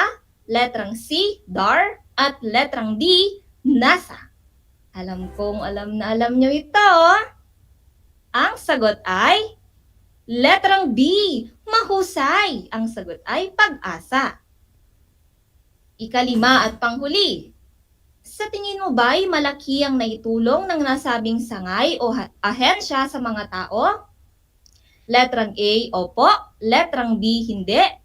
Letrang C, marahil. Letrang D, hindi ako sigurado.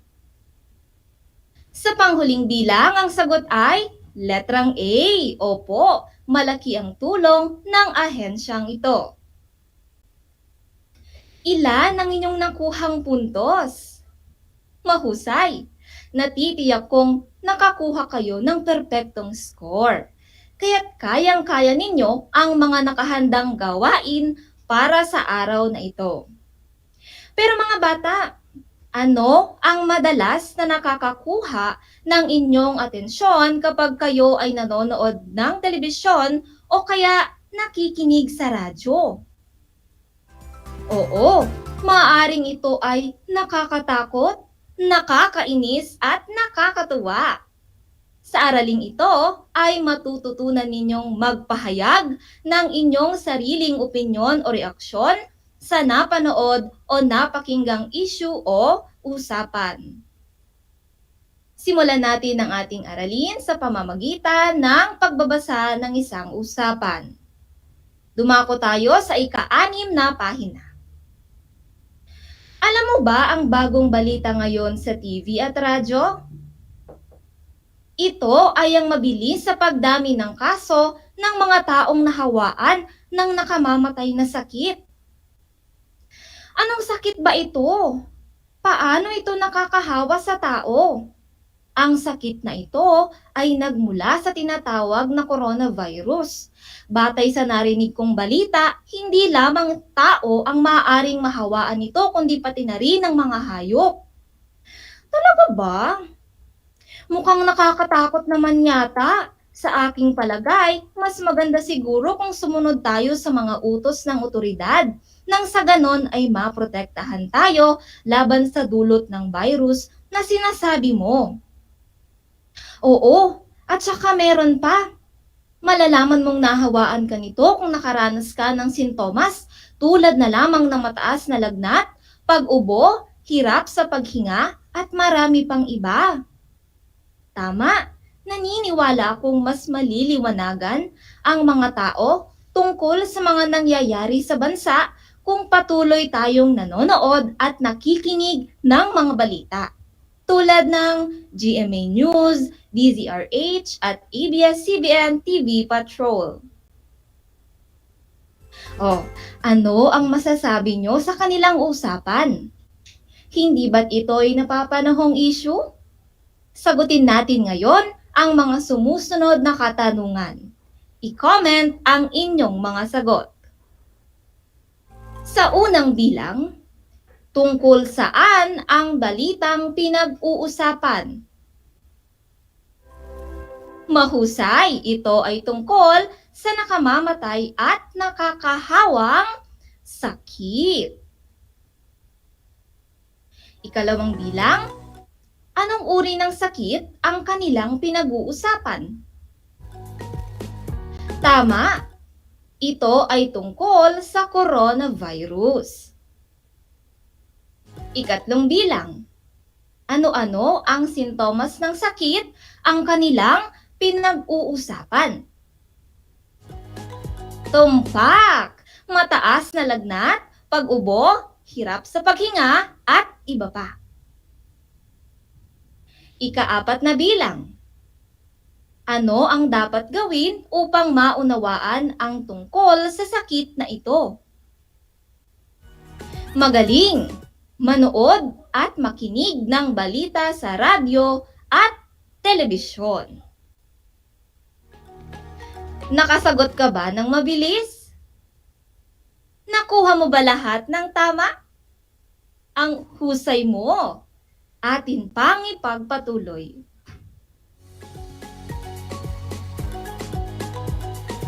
Kung babalikan natin ang usapan kanina, ano ang iyong saloobin sa kanilang napag-usapan?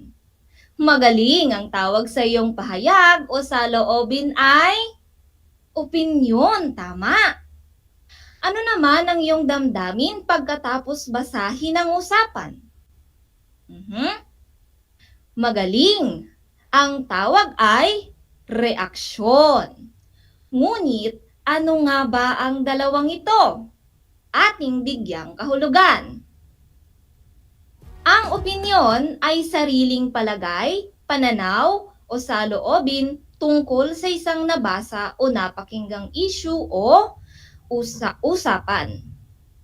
Sa pagpapahayag ng opinyon, mahalagang may malawak na kaalaman ang isang tao tungkol sa isang issue bago siya magpahayag ng opinyon upang maging balanse ang kanyang inilalahad. Ayan, narito naman ang mga salita o pariralang madalas ginagamit kapag tayo ay nagpapahayag ng opinyon. Sa aking opinyon, sa tingin ko, sa nakikita ko, sa aking palagay, kung ako ang tatanungin, sa aking karanasan, sa pakiwari ko, ang masasabi ko ay naniniwala akong para sa akin, ang ibig kong sabihin ay gusto ko lang bigyang diin na ang aking pananaw ay Hayan, dumako naman tayo sa reaksyon. Ano ang reaksyon? Ang reaksyon ay ang damdaming nagpapakita ng pagsang-ayon, pagsalungat, pagkatuwa, o pagkadismaya sa mga balita, issue o usapan. Sa pagpapahayag ng reaksyon, maaaring masagot mo ayon sa iyong nararamdaman. Maaaring ito ay positibo o negatibong reaksyon. Sa bahaging ito ng ating aralin, babalikan natin ang usapan kanina ng dalawang bata. Alamin natin ang pagkakaiba ng reaksyon at opinyon. Bilang panuto sa gawain, isulat ang leterang O kung ang pahayag ay opinyon at R kung ang pahayag ay reaksyon. Sa unang bilang, ang sakit na ito ay nagmula sa tinatawag na coronavirus. Batay sa narinig kong balita, hindi lamang tao ang maaaring mahawaan nito, kundi pati na rin ang mga hayop. Ito ba ay O o R? Opinyon ba o reaksyon? Kung ang sagot nyo ay R, kayo ay tama. Ito ay isang pahayag na reaksyon. Kalawang bilang, Oo, at saka meron pa. Malalaman mong nahawaan ka nito kung nakaranas ka ng mga sintomas tulad na lamang ng mataas na lagnat, pag-ubo, hirap sa paghinga, at marami pang iba. Ito ba ay O o R? Opinyon ba o reaksyon? Magaling, ang sagot ay R. Ito ay isang pahayag na reaksyon. Ikatlong bilang. Alam mo ba ang bagong balita ngayon sa TV at radyo? Ito ay ang mabilis na pagdami ng kaso ng mga taong nahawaan ng nakamamatay na sakit. Ito ba ay O o R? Opinyon ba o reaksyon? Tumpak, ang sagot ay R. Ito ay isang pahayag na reaksyon. Ika-4 na bilang. Mukhang nakakatakot naman yata. Ito ba ay O o R? Opinyon ba o reaksyon? Magaling, ang tamang sagot ay O. Ito ay isang pahayag na opinyon. Dumako tayo sa ika-5 panghuli. Sa aking palagay, mas maganda siguro kung sumunod tayo sa mga utos ng otoridad nang sa ganon ay maprotektahan tayo laban sa dulot ng virus. Ito ba ay O o R? Opinyon ba o reaksyon? Tama, ang sagot ay O. Ito ay isang pahayag na opinyon. Ilan ang inyong puntos? Ang galing nyo, mga bata. Masaya ako dahil naiintindihan nyo na ng unti-unti ang ating aralin. Kaya naman, huwag na nating sayangin ang pagkakataon na mapalawak pa ang inyong kaalaman. Handa na ba kayo sa isang gawain? Kung gayon, magbabasa tayong muli ng isang usapan. Narito ang usapan ni EJ at Trisha kung paano nila ipahayag ang kanilang mga opinyon tungkol sa nasabing issue. Trisha, napanood mo ba ang balita kagabi? Hindi. Ano ba yon? Alam mo bang mas tumataas ang bilang ng mga namatay dahil sa virus o sakit na COVID? Ganon ba? Nakakalungkot namang isipin. Oo. Kaya naman mahigpit na ipinag-uutos ng mga otoridad na wag nang lumabas ng bahay ang mga mamamayan para sa kanilang kaligtasan. Mukhang mabuti at maganda ang naging paraang mga sinabi mo. Ang masasabi ko ay mas makakaiwas tayo sa anumang sakit na maaaring dumapo sa atin. Tama ka dyan! Trisha, naniniwala akong mas mabuti nang sumunod tayo sa otoridad, lalong-lalo na kung para ito sa ikabubuti ng sitwasyon at ng lahat ng mga tao. Nakinig ba kayo ng mabuti? Magaling! Alamin natin kung paano ipinahayag ni Trisha at EJ ang kanilang opinyon sa nasabing issue. Narito ang unang tanong. Tungkol saan ang pinag-usapan ni na EJ at Trisha? Tumpak! Ito ay tungkol sa balita sa telebisyon. Ikalawa, ibigay ang ipinahayag na opinyon o reaksyon ni Trisha tungkol sa ibinalita sa kanya ni EJ.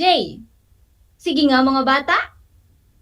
Magaling, heto ang opinyon o reaksyon ni Trisha sa ibinalita ni EJ. Nakakalungkot isipin, dapat maging maingat at sumunod sa otoridad para sa ikabubuti ng nakararami. Nakuha mo ba? Magaling! Ngayon ay mas palawakin pa natin ang ating kaalaman sa araling ito. Upang mas maintindihan pa, narito ang isang halimbawa ng reaksyon. Heto ang issue. Maraming mag-aaral ang napapabayaan ng pag-aaral dahil sa pagkahilig sa paglalaro ng online games. Reaksyon, nakakalungkot isipin na maraming kabataan ang nagpapabaya sa pag-aaral. Nagpapakahirap maghanap buhay ang ating mga magulang upang tayo ay makapagtapos. Heto naman ang halimbawa ng isang opinyon. Issue, paghinto sa pag-aaral ng maraming kabataan dahil sa pandemya. Opinyon, para sa akin, hindi dapat huminto sa pag-aaral ng dahil sa pandemya sapagkat napakaraming paraan para maituloy ang edukasyon sa mga tahanan gaya ng paggamit ng module, telebisyon, online class, at iba pa. Tandaan, ang bawat isa ay may kanya-kanyang opinyon o reaksyon sa mga bagay-bagay. Igalang natin ang opinyon ng ibang tao upang maiwasan ang hindi pagkakaunawaan.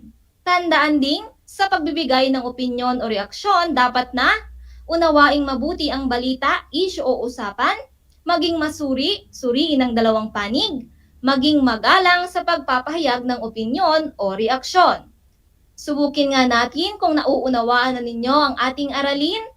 Ihanda ng muli ang inyong mga modules, panulat, at para sa ating pagsusulit. Bilang panuto sa gawain, kumpletuhin ang pangungusap na ibigay ang iyong sariling opinyon o reaksyon sa mga sumusunod na issue. Unang bilang, pagpapatuloy ng edukasyon sa panahon ng pandemya. Opinyon, naniniwala akong. Kalawang bilang, sa pagbubukas ng ilang pasyalan sa mga lugar na mababa na ang bilang ng COVID-19. Sa aking palagay. Ikatlong bilang, ipahayag ang iyong reaksyon tungkol sa kanilang usapan. Basahin natin ang maikling usapan. Inay, nakakaawa naman po pala ang mga doktor at nurse ngayon sa mga ospital na gumagabot ng mga pasyenteng may COVID-19. Oo anak, tinitiis nila ang init ng suot nilang PPE, gutom, antok, pagod at pagkawalay sa kanilang pamilya para sa kanilang sinumpaang tungkulin. Bayani po talaga silang may tuturing dahil sa kanilang ginagawa. Ipahayag ang inyong reaksyon tungkol sa kanilang usapan. Natapos mo ba ang gawain? Mahusay, halina't iwasto natin ang inyong mga sagot. Ito ay iwawasto ng inyong mga guro sa Filipino 4. Binabati kita! Labis akong nasiyahan na ikaw ay aking nakasama sa araw na ito. Umaasa ako na lubos mong naunawaan ang talakayan natin at nasagutan ang mga gawain. Maaari mo ding sagutan ang iba pang gawain sa module.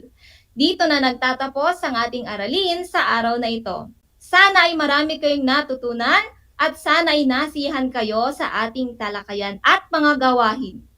Muli, ako si Ginang Crixiamay Pagatpatan Bala, ang inyong teacher broadcaster sa Filipino. Hanggang sa muli, paalam!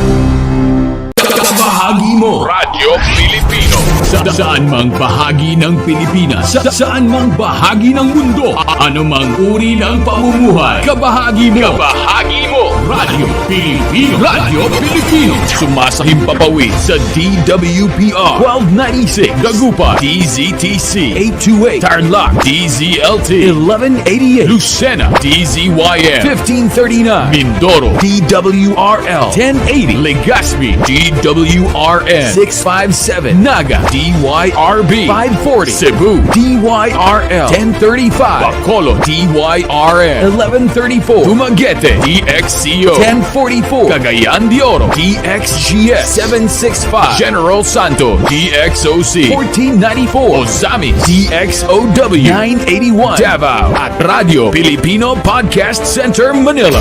Ito ang kabahagi mo Radyo Pilipino, napapakinggan on air and online sa buong mundo sa pamamagitan ng www.radiopilipino.com. Impormasyong may kalidad at serbisyong may halaga. Kasama katuwang kapinoy. Kabahagi mo Radyo Pilipino. Radyo Pilipino.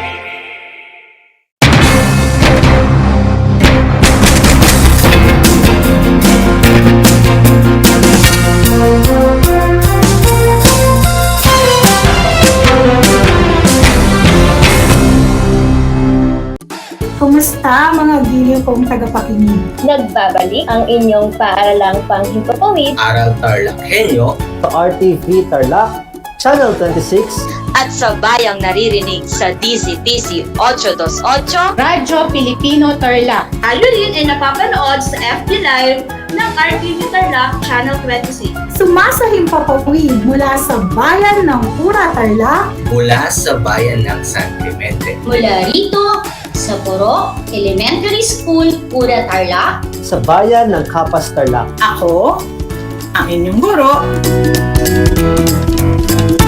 na maghahatid sa inyo ng makabuluhang pagtalakay sa ating aralin.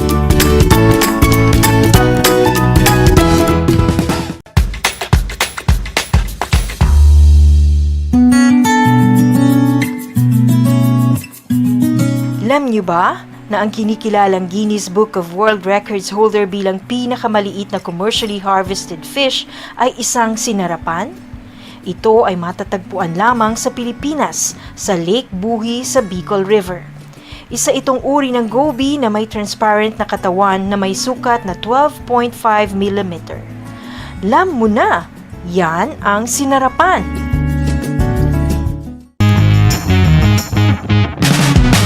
I'm back! This is Sorzi, your teacher broadcaster. Magandang araw mga kapantas!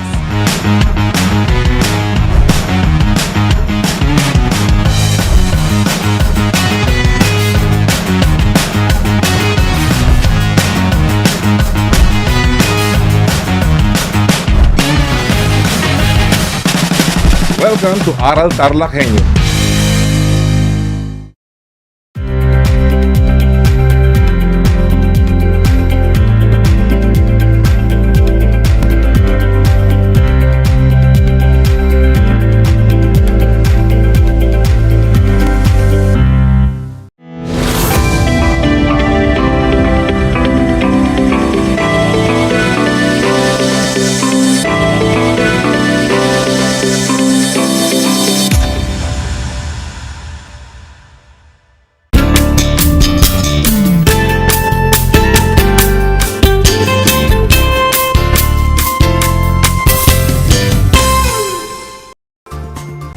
Welcome sa ating Project Shine, Aral TarlakHenyo ng Schools Division of Tarlac Province na kasalukuyang napapanood dito sa RTV Tarlac Channel 26 maging sa Converge Cable 100 at sa bayang napapakinggan din sa 8 to 8 AM DZTC Radyo Pilipino Tarlac.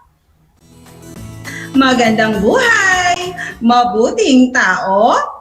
Kamusta kayo mga giliw kong tagapakinig? Ang aking pagbati at paghanga sa inyong pagpapahalaga sa edukasyon at pagpupursiging matapos ito ng nagtatagumpay sa kabila ng hamon ng pandemya. Ako ang inyong guro sa edukasyon sa pagpapakatao sa ika-5 baitang Ginang Laura G. Del Rosario, sumasahimpapawid mula sa bayan ng Victoria, lalawigan ng Tarlac, na sasamahan at gagabayan ka sa Most Essential Learning Competency na nakapagpapakita ng matapat na paggawa sa mga proyektong pampaaralan. Handa na ba kayo mga anak sa ating talakayan? Kung oo ang inyong sagot, magaling! Ngunit bago natin simulan ang ating bagong paksa, halina at sagutin ang inihanda kong maikling pagsusulit upang malaman kung naunawaan ng mabuti ang nakaraang aralin kasama si Ginang Charlotte M. Pontillar. Sa mga nanonood ng FB Live, i-comment lang sa ating chat box ang inyong mga kasagutan. Sa mga nagkikinig naman sa radyo, ihanda naman ang inyong panulat at sagutang papel. Handa na ba kayo? Kung handa na kayo, atin nang simulan. Narito ang panuto mga anak. Isulat ang check kung ang sitwasyon ay nagpapakita ng kawilihan at positibong saloobin sa pag-aaral at X naman kung hindi.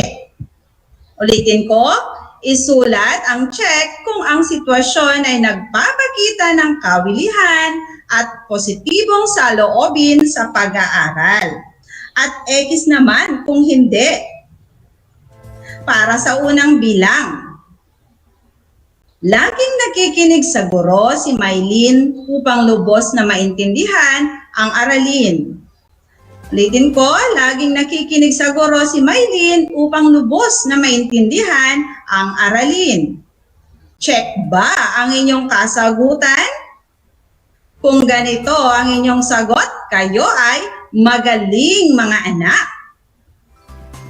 Para naman sa ikalawang bilang, magalang na nagtaas ng kamay si Kaloy upang magtanong sa guro at malinawan sa kanilang aralin sa math. Magalang na nagtaas ng kamay si Kaloy upang magtanong sa guro at malinawan sa kanilang aralin sa math. Ang inyong sagot ba ay check din? Kung oo, mahusay mga anak. Para naman sa ikatlong bilang, tamad gumawa ng takdang aralin si Menandro. Lagi niyang inaasa ang pagsagot sa mga ito sa kanyang ate. Tamad gumawa ng takdang aralin si Menandro. Lagi niyang inaasa ang pagsagot sa mga ito sa kanyang ate. Ang sagot ba ninyo dito ay X? Kung X, tumpak mga anak. Para sa ikaapat na bilang, laging napupuyat sa paglalaro ng Mobile Legend ang magkakaibigan na Gary, Julie at Carlo, kaya laging inaantok sa klase. Laging napupuyat sa paglalaro ng Mobile Legend ang magkakaibigan na Gary, Julie at Carlo, kaya laging inaantok sa klase. Kung ang sagot nyo dito ay X, tama kayo mga anak. Para sa ikalima at huling bilang, nahirapan ng grupo nila Betchay, Allen, Lena at Brando sa paggawa ng kanilang proyekto sa EPP. Naisipan nilang magsaliksik sa internet kung paano gawin ang kanilang proyekto. Nahirapan ang grupo nila Betchay, Allen, Lena at Brando sa paggawa ng kanilang proyekto sa EPP. Naisipan nilang magsaliksik sa internet kung paano gawin ang kanilang proyekto. Ang tamang sagot dito ay check. Ito rin ba ang inyong kasagutan? Kung oo, mahusay mga anak. Isa sa mga pangunahing dahilan kung bakit tayo nag-aaral ay upang matuto at mahubog ang ating kaisipan. Matuto at mahubog sa maraming bagay na kailangan natin sa pagharap sa mga hamon ng buhay. Kaya naman, ang lahat ng ginagawa natin sa paaralan ay isang paraan lamang upang maihanda ang ating sarili nang sa gayon, tayo ay maging isang mabuting mamamayan sa hinaharap. Ang pagiging matapat sa anumang bagay na ating ginagawa ay dapat na ipakita sa lahat ng pagkakataon. Dapat malaman ng isang mag-aaral na katulad mo na ang paggawa ng kapaki-pakinabang na proyekto at ang lahat ng mga gawain na may kaugnayan sa pag-aaral ay ginagawa ng may katapatan. Paano ka magiging isang mabuting mamamayan kung ikaw ay walang katapatan sa paaralan pa lamang? Yan ang ating bibigyang pansin sa ating talakayan sa umagang ito. Ang paksang ating pag-aaralan ay tungkol sa matapat na paggawa sa proyektong pampaaralan. Ulitin ko, matapat na paggawa sa proyektong pampaaralan. Pakikinig sa guro, pagsagot sa mga pagsusulit, at paggawa ng proyekto ay ilan lamang sa mga gawaing nararanasan natin sa paaralan. Ito ay mga natural na proseso na pinagdaraanan bilang mag-aaral at upang kayo ay matuto. Masaya ka ba kung ikaw ay nakakakuha ng mataas na grado sa mga gawaing nabanggit kanina? Siyempre naman, di ba? Oo, masaya ang ating pakiramdam. Ngunit, higit na mas masaya kung gagawin mo ito ng buong husay at may katapatan. Higit kang kalulugdan ng Diyos at ng lahat ng tao sa iyong paligid kung ikaw ay nagsumikap na makamit ang iyong tagumpay. Sabi nga ng isang kasabihan sa Ingles na an honest zero is better than a stolen 100. Upang lubos nating maunawaan ang ating paksa, halina at sabay-sabay nating basahin ang kwento na may pamagat na Huwad na Parangal. Ito ay akda ng isa ring guro na si Ginang Chesley R. Bautista. Makinig ng mabuti mga anak at maaari rin niyo akong sabayan sa pagbabasa. Atin nang simulan. Alas 10 ng gabi, ngunit abala pa rin sa paglalaro ng Mobile Legends ang magkaklasing Patricia at Kaloy. Patricia, hindi ba't may pagsusulit ka bukas? Nakapag-review ka na ba? Tanong ni Aling Melba. Opo, inay, tapos na po. Sagot naman ni Patricia. Ngunit batid ni Patricia ang totoo. Hindi pa ito nakapag-review. Bahala na bukas. Sabi pa nito sa kanyang sarili. Kinabukasan, pinaalalahanan ng guro ang klase na galingan ang pagsagot sa pagsusulit. Mga bata, malaking bahagi ng inyong grado ang magiging score ninyo sa pagsusulit na ito. Kaya, paghusayan ninyo, mga anak. Nakangiting wika ng guro. Naalarma si Patricia.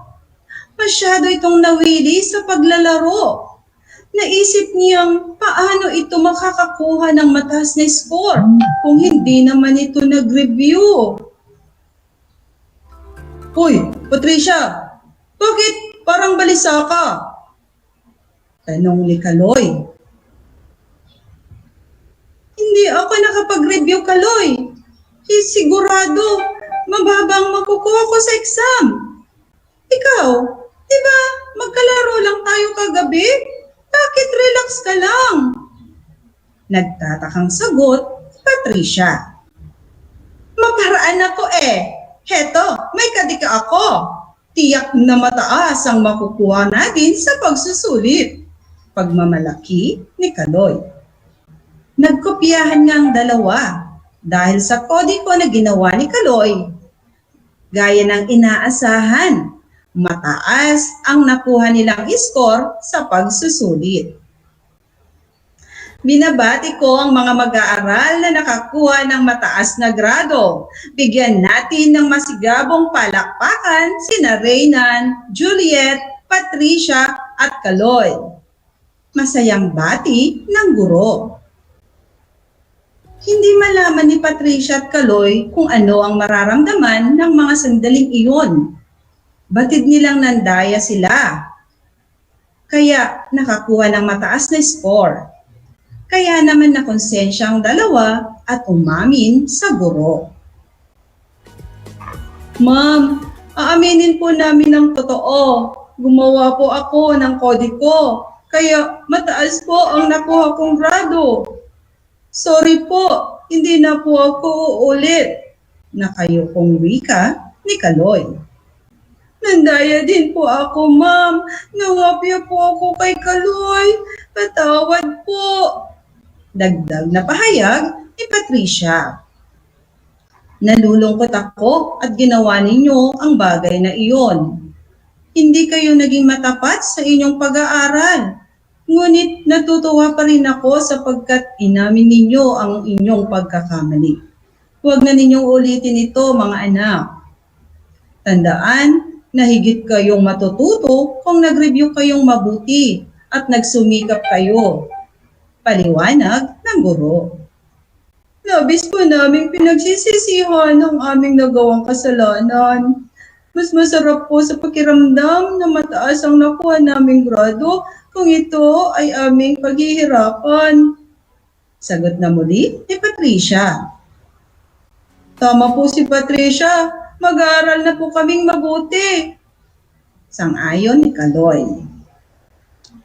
Naunawaan ba ang kwentong binasa, mga anak? Kung oo ang inyong sagot, magaling dahil tiyak kong masasagot ninyo ang mga katanungan. Para sa inyong mga kasagutan na nanonood sa FB Live, i-comment muli sa ating comment box at isulat naman sa inyong sagutang papel para sa mga nakikinig sa radyo. Narito ang panuto. Sagutin ang mga sumusunod na tanong. Para sa unang bilang, sino ang magkaklaseng mahilig maglaro ng Mobile Legends? Sino ang magkaklaseng mahilig maglaro ng Mobile Legends?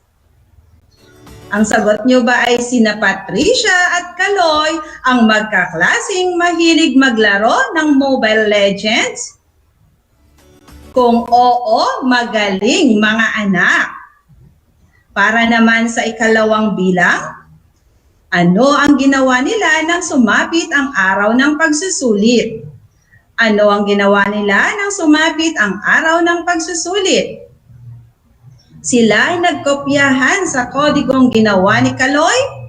Pareho ba tayo ng kasagutan? Kung oo, mahusay mga anak. Para sa ikatlong bilang, paano nalaman ng guro ang kanilang ginawa? Paano nalaman ng guro ang kanilang ginawa? Ang inyong sagot ba ay inamin ni na Patricia at Kaloy ang kamalian na kanilang ginawa? Kung oo, tumpak mga anak. At para sa ikaapat na tanong, kung ikaw si Patricia o Kaloy, tutularan mo ba ang kanilang ginawa upang makakuha ng mataas na grado? Kung ikaw si Patricia o Kaloy, tutularan mo ba ang kanilang ginawa upang makakuha ng mataas na grado? At bakit? Kung ang inyong kasagutan ay hindi po, sapagkat mali po ang ginawang paraan ni na Patricia at Kaloy upang makakuha ng mataas na grado. Tumpak kayo mga anak kung ganito ang inyong sagot. Ang pagiging matapat sa sarili at sa kapwa ay kasiya-siya sa paningin ng ibang tao at higit sa lahat sa paningin ng Panginoon. Naunawaan ba mga anak ang ating talakayan? Kung oo, i-comment na sa ating chat box ang mga katagang opo, lubos ko pong nauunawaan. Comment na! Lubos akong natuwa dahil naunawaan ninyong mabuti ang ating talakayan. Mahalagang tandaan mga anak ang mga sumusunod na konsepto mula sa ating aralin ngayong araw. Ang unang mahalagang tandaan at dapat isaisip ay ang batang matapat ay pinagtitiwalaan ng lahat. Ito ay isang kasabihan na ang ibig sabihin kapag ang isang batang hindi marunong magsinungaling, tapat at nagsasabi ng totoo, kailanman ay paniniwalaan at pagkakatiwalaan ng lahat dahil sa kanyang katapatan. Ikalawang mahalagang tandaan at dapat ninyong isapuso ay ang pagsasabi ng tapat, pagsasama ng maluwat. Isa rin itong kasabihan na ang ibig sabihin ang pagsasabi ng katotohanan sa lahat ng pagkakataon ay pagkakaroon ng payapang kalooban at kaisipan. Ang ikatlo at dapat isagawa ay ugaliin ang paghingi ng tawad o paumanhin kung sakaling kayo man ay nakagawa ng isang pagkakamali sa inyong kapwa. Tandaan mga anak, hindi kawalan sa ating pagkatao ang paghingi ng sorry sa mga taong nagawan ng pagkakamali. Mas masarap sa pakiramdam ang mamuhay nang walang natatapakang ibang tao. Ang ikaapat na mahalagang dapat tandaan ay ang pagiging matapat sa inyong sarili, sa kapwa at sa Diyos sa lahat ng panahon at pagkakataon. Isang talakayan na naman ang malapit ng matapos. Ako ay masayang-masaya sa ipinapakita ninyong aktibong pakikibahagi sa ating aralin ngayong araw. Higit sa lahat, ang inyong pagmamahal sa edukasyon, ipagpatuloy ang kagandahang asal na ito mga anak, hakbang tungo sa katuparan ng inyong mga pangarap sa hinaharap. Sa puntong ito, panahon na upang alamin kung kayo ay may natutunan mula sa ating aralin sa pamamagitan ng munting pagsusulit. Sa lahat ng nanonood sa FB Live, gamitin ang ating FB chat box para sa inyong mga kasagutan. Ihanda naman ang panulat at sagutang papel sa lahat ng mga nanonood sa telebisyon at nakikinig sa radyo. Ihanda na ang inyong learning activity sheets at sabay-sabay nating sagutan ang unang gawain. Handa na ba kayo mga anak? Alam kong kayo ay handang-handa na kaya simulan na natin. Narito ang unang panuto. Isulat ang salitang matapat kung ang ipinapahayag ng mga sumusunod na sitwasyon ay nagpapakita ng katapatan sa pag-aaral. At di matapat kung hindi.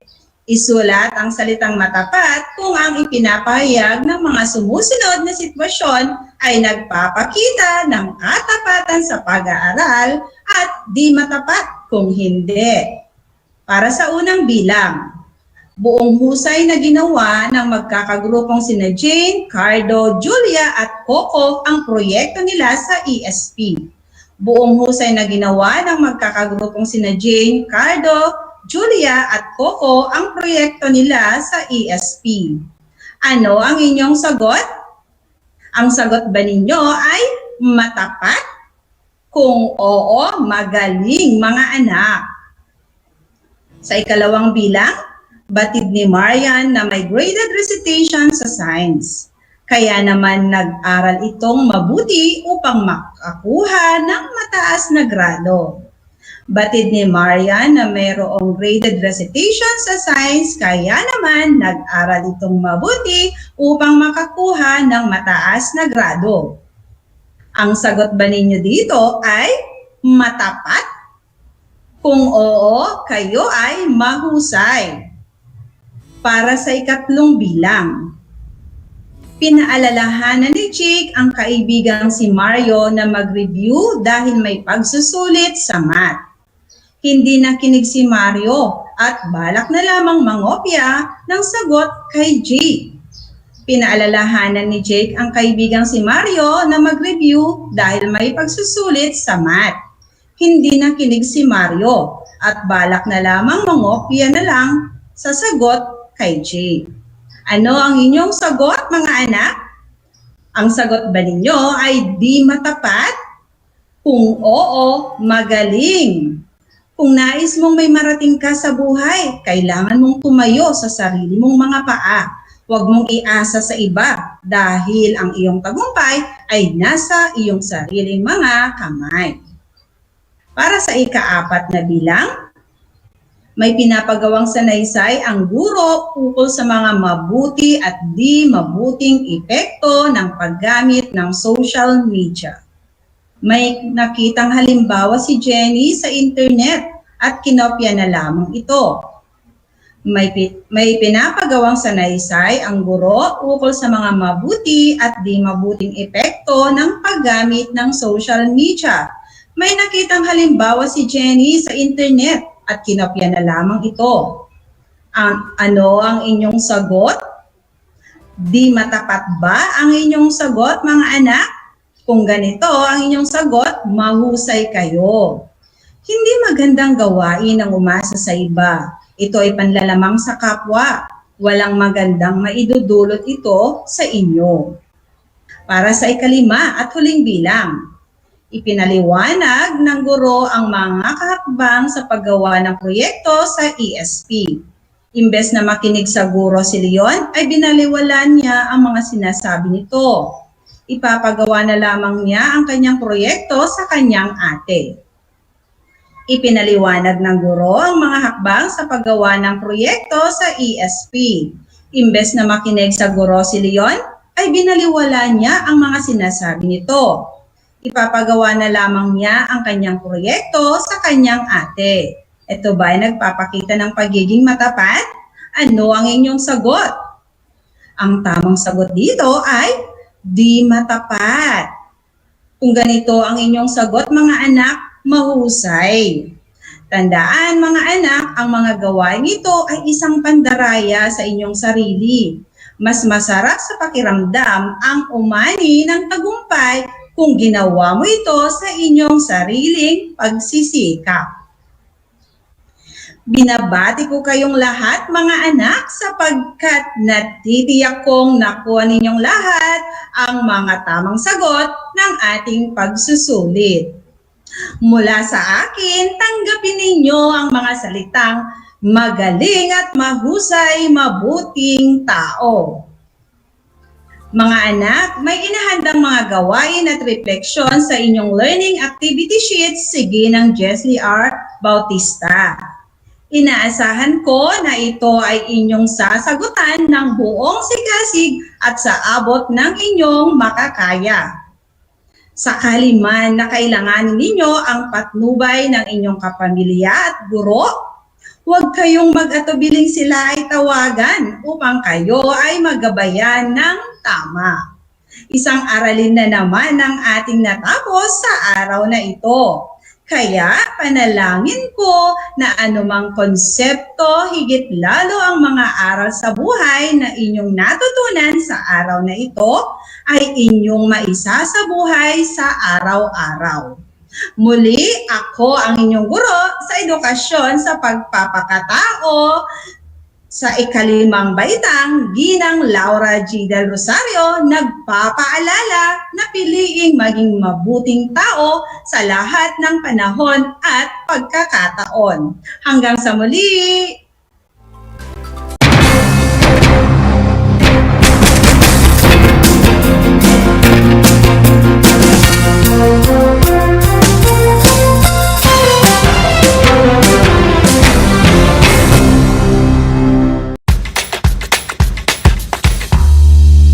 Alam niyo ba na ang whale shark ay hindi isang whale? Ang whale shark o butanding ay kinikilalang world's largest fish at tinatawag gentle giants. May sukat itong 12 meters. Maliliit ang ngipin ng butanding, kaya naman planktons o maliliit na hipon at isda lang ang kaya nilang kainin. Simula noong 2011, marami nang nahumaling mag-whale shark watching sa Oslo, Cebu. Alam niyo na, yan ang whale shark! Upang matugunan ang mga kinakaharap na pagsubok ng mga guro at mag-aaral sa gitna ng kasalukuyang pandemya, nagsanib tulong sina Congressman Charlie Cojuangco ng unang distrito ng Tarlac, DEPED Region 3 Regional Director Dr. May B. Eclar at Tarlac Schools Division Superintendent Dr. Ronaldo Pozon para sa isang napapanahong proyekto na tinaguriang Project Shine, Aral TarlakHenyo. Ang mga mag-aaral ng Grade 4 at Grade 5, ganon din ang Grades 8 and 9 sa buong probinsya ng Tarlac, kasalukuyang sumasailalim sa radio-based instruction. Katuwang ang himpilang DZTZ 828 kHz AM at RTV Tarlac, Channel 26. Ang Tarlac po nangunguna po ngayon pagdating po sa radio-based instruction. Marami pong humahanga sa atin. I'm very happy this station, itong DCTC, could reach the whole of Region 3. Hindi natin alam, we are contributing. We are creating a very big dent in the history of Philippine education.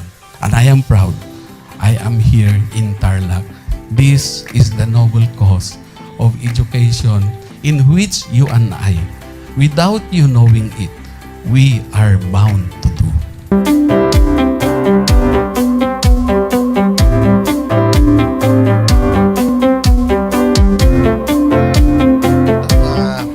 Project natin na Project Shine is a natural consequence dahil sa nangyari sa buong mundo. Let's continue to work together. I think it's very Filipino to practice bayanihan in anything or most of the things that we do. And this is a manifestation of that. No? We have private sector, we have DEPED, we have local government, all working together. And I hope the parents of some of these children, especially the parents that did not graduate from school or hindi nakapag-aral nung sila ay bata, sana naman gamitin na nila itong opportunity na mag-schooling na rin sila kasama ng mga anak nila para mag-bonding pati ang mga magulang sa mga bata. I look at this as doing God's work. Diba? So if you do God's work, it feels right. It's righteous. It's for good, not for evil. Good morning and happy learning, grade 4. Welcome to Aral TarlakHenyo here on RTV Tarlac, Channel 26. Simulcast over DZDZ 828, Radio Filipino Tarlac. I am Teacher Mercy Pacheco Bognot. This is Alistair Aidatu. I am Marie Josephine B. Andrade. I am Teacher Princess Marie M. Dueñas, and I will be your teacher broadcaster for today.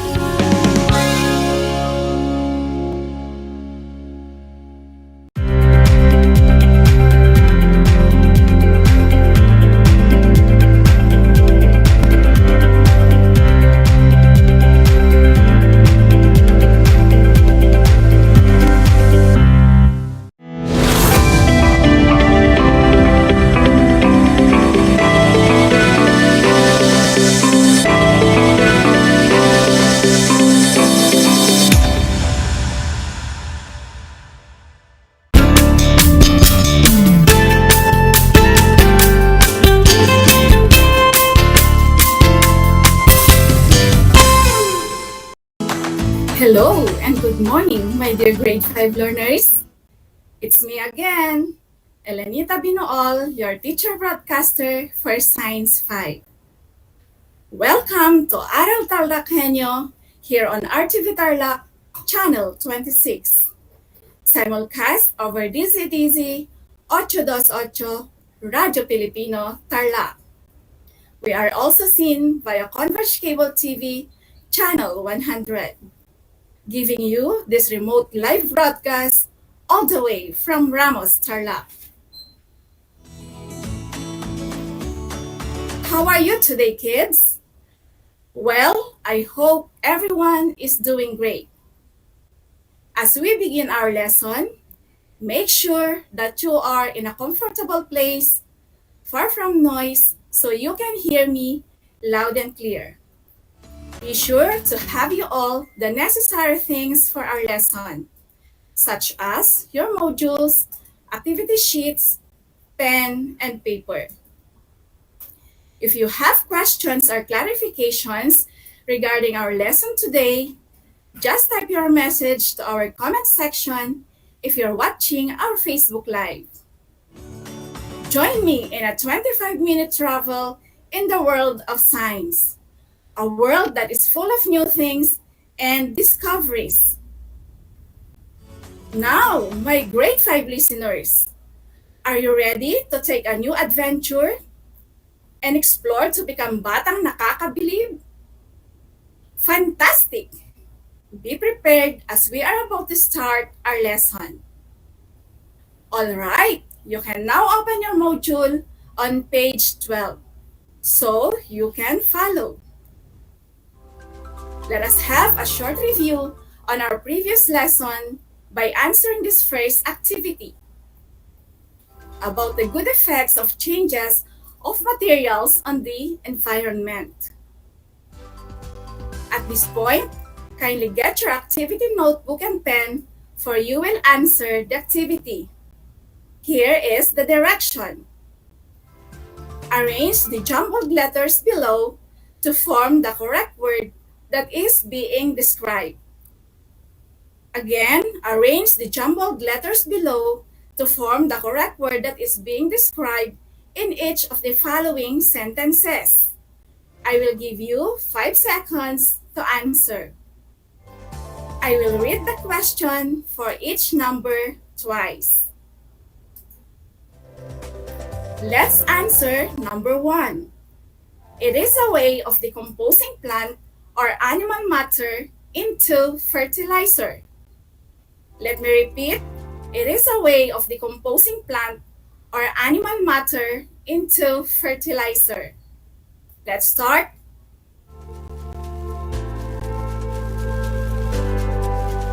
Time's up. What is your answer for this? Yes, the answer is composting.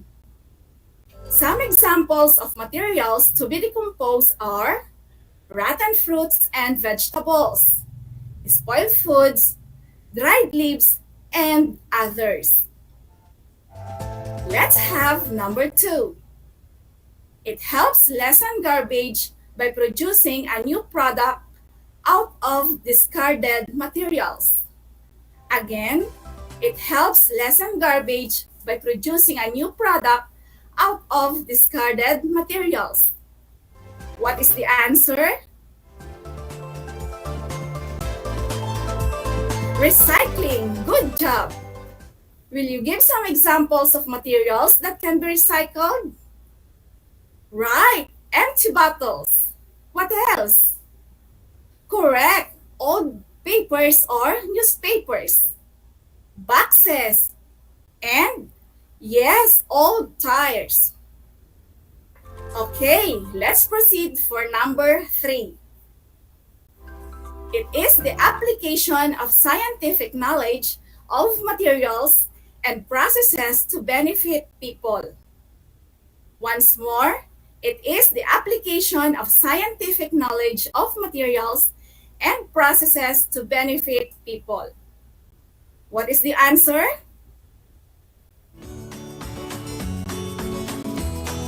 Time's up. Are you ready? The answer is technology. Very good. Will you give an example? Correct. Laptop, cell phones, and many more. Did you get all the correct answers? Job well done, kids. Now, we move on for today's lesson. Our lesson for this morning is about changes in materials and its effects on the environment, specifically the harmful effect of changes of materials on the environment. Children, many changes in our environment happen around us. As time goes on, changes in materials have important roles in our daily activities. But some changes may bring good effect and others bring harmful effect to the environment. I want you to observe the pictures showing certain changes in the environment. Kids, what is in the picture? Correct, it is a picture of a big factory. What did you observe in the factory? You're right, the factory produced large amount of smoke. Okay, now, what is in the next picture? Great, pictures of different vehicles. What did the vehicles produce? Absolutely correct, kids.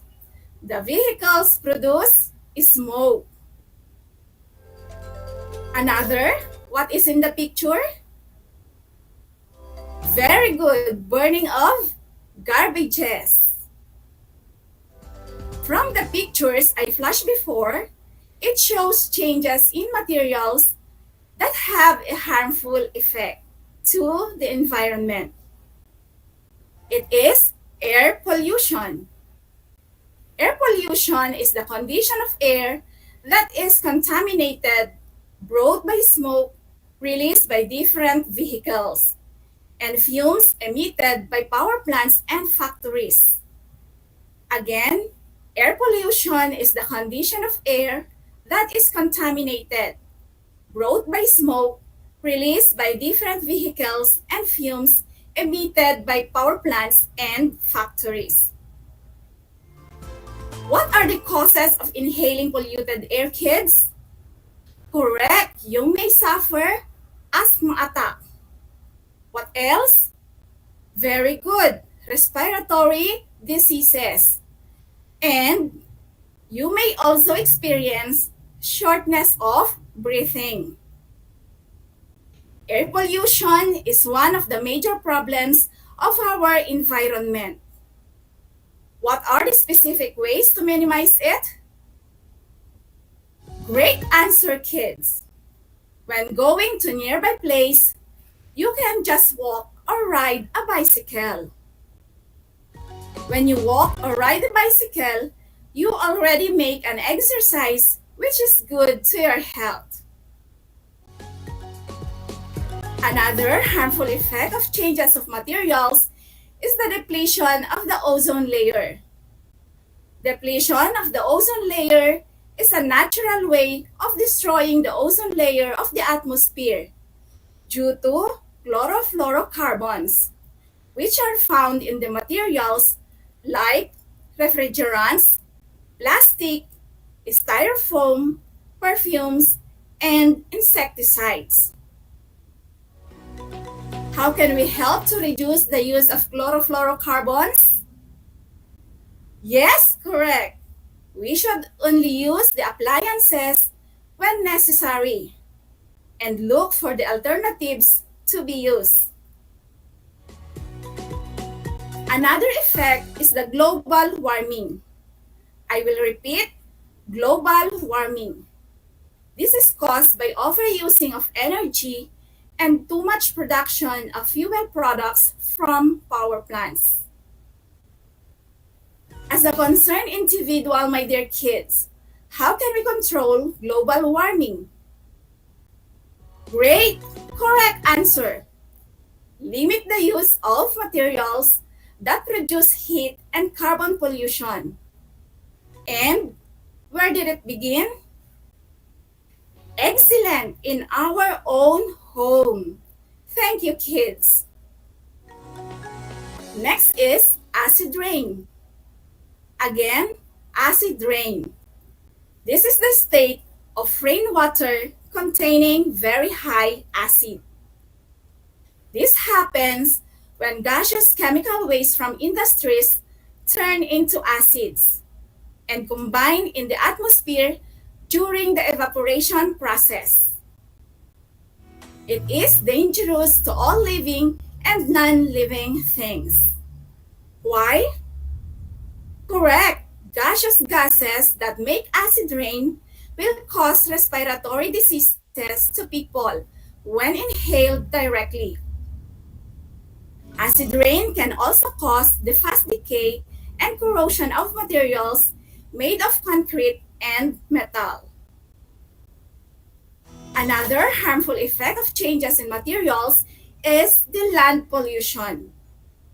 Land pollution is the condition of land that is contaminated due to harmful substances known as pollutants. What is the reason of land pollution? Yes, this is due to improper disposal of waste materials that contain substances that harm the soil because the chemicals from hazardous waste will seep into the soil. So, be responsible, dispose your waste properly.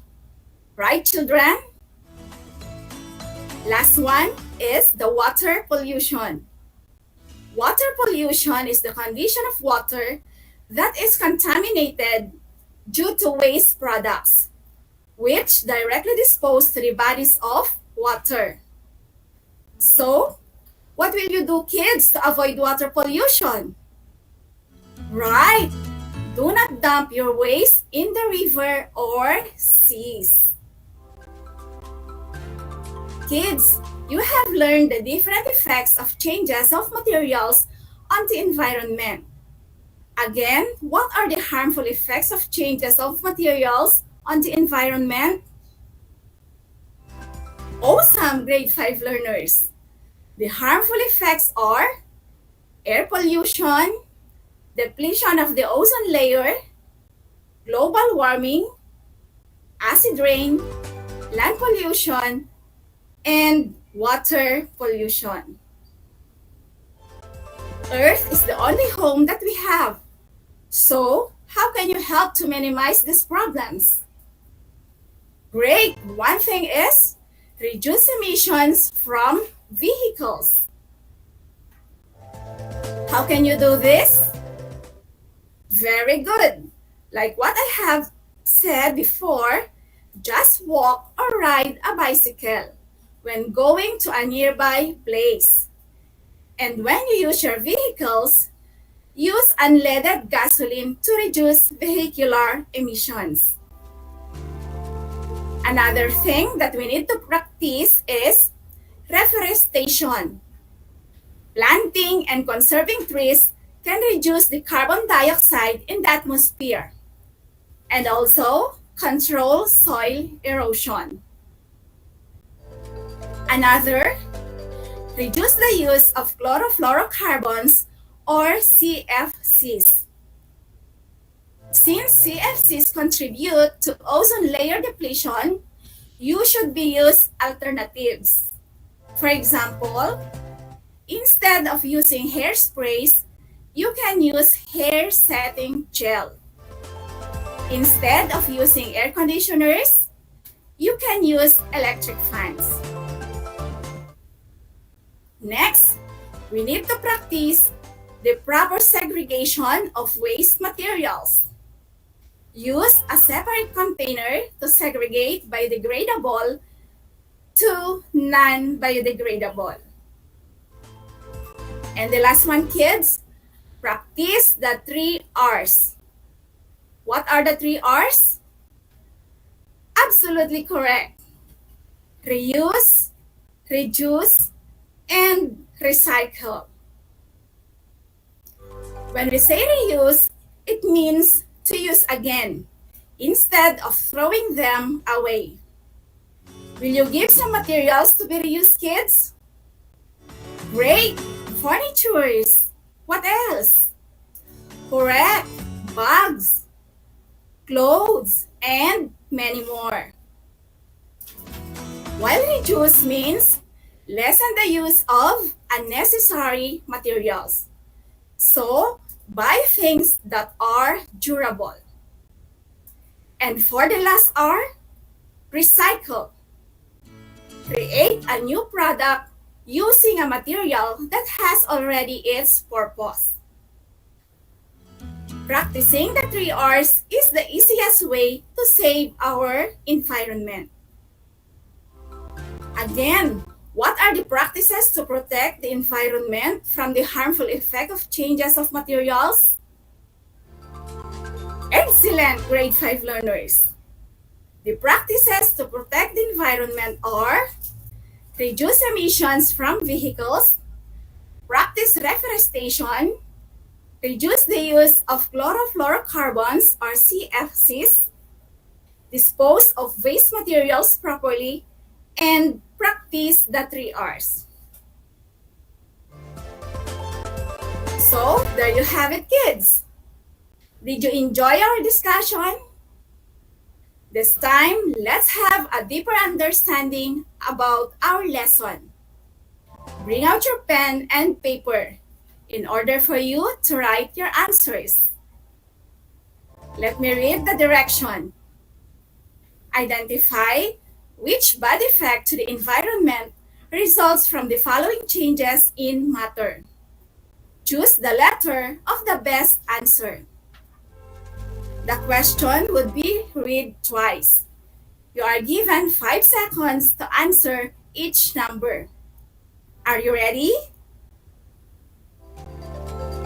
Let's answer number 1. Illegal logging of trees. Again, illegal logging of trees. A. Air pollution. B. Deforestation. C. Soil pollution. D. Water pollution.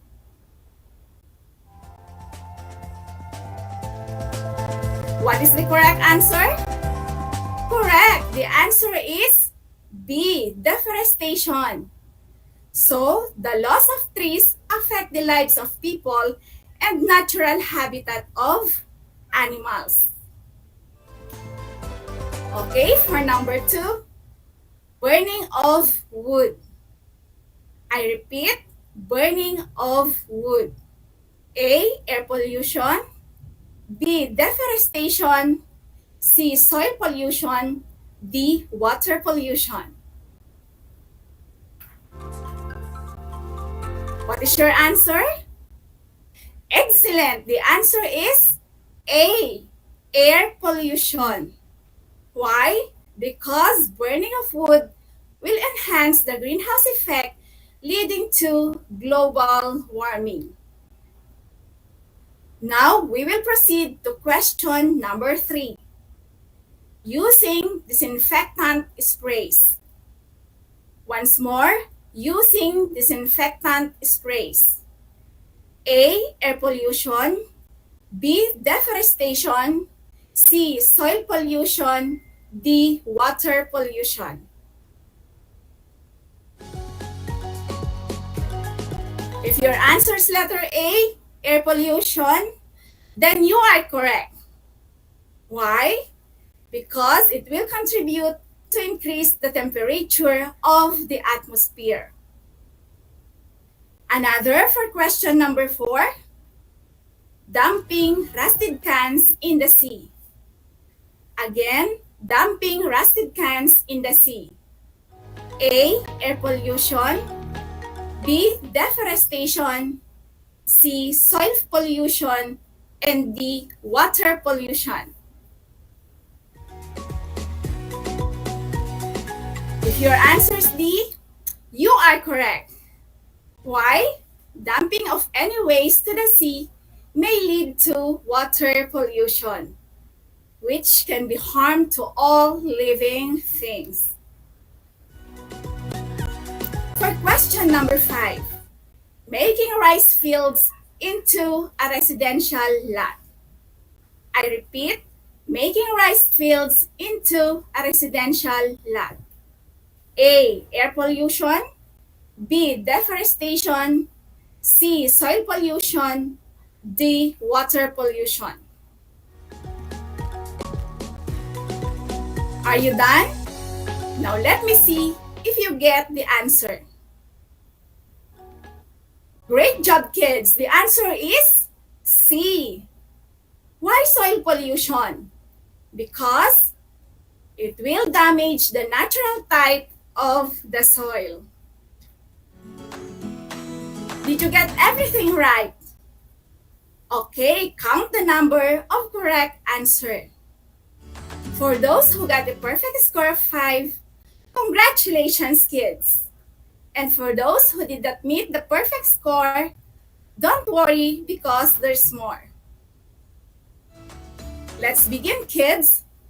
For the direction, write AP if the following activity causes air pollution. WP if it causes water pollution. LP if it causes land pollution. D for deforestation. And GW for global warming. I will give you 5 seconds to answer. For number 1, burning of wood. Number 2, garbage thrown in canals. Number 3, soil erosion. Number 4, use of air-conditioned and refrigerants. Number 5, use of an organic fertilizer. Your timer starts now.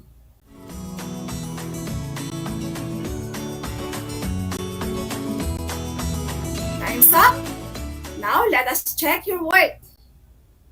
For number 1, burning of wood, if your answer is AP, air pollution, very good, you are correct.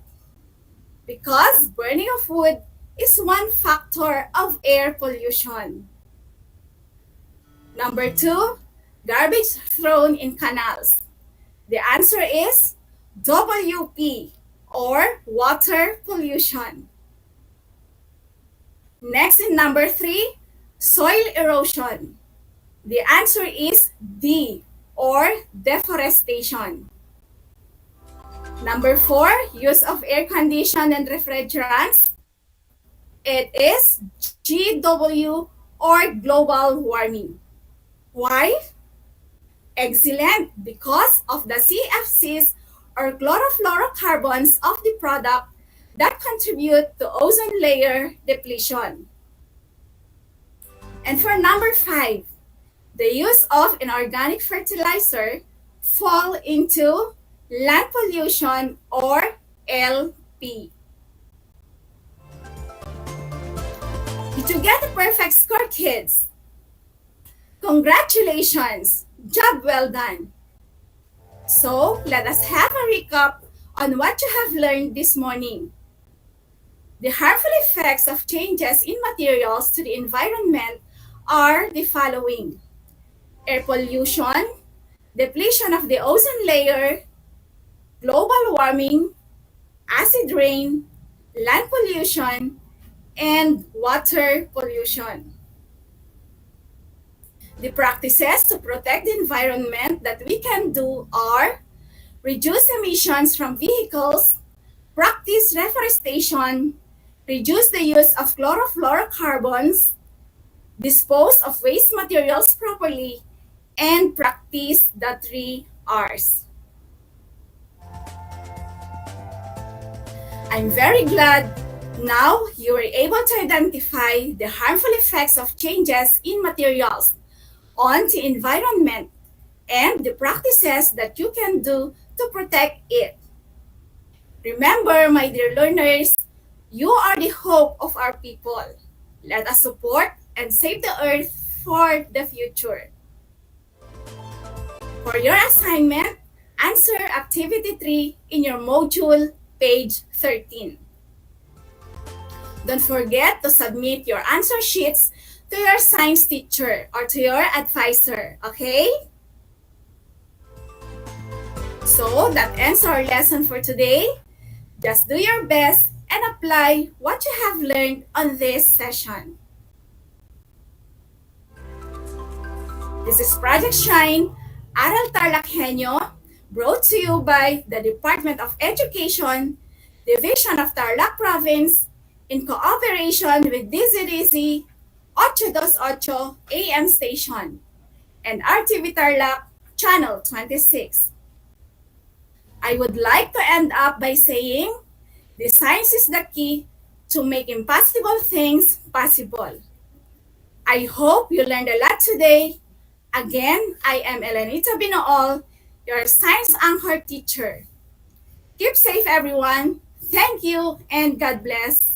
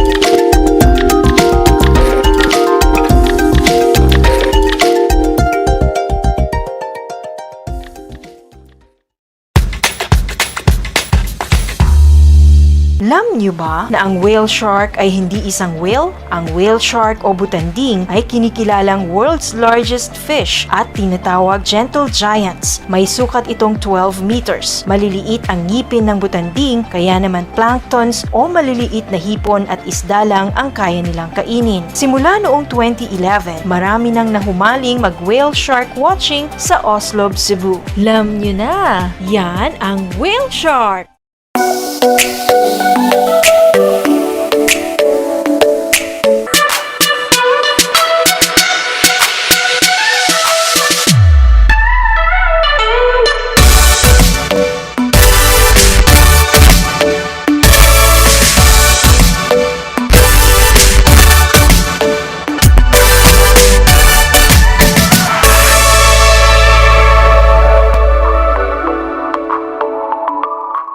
Multiply 1089 by 9, you will get an answer, the exact reverse, which is 9801.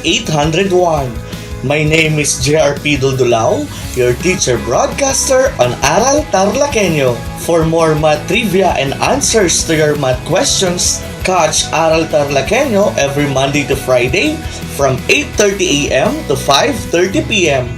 Learning math is so much fun!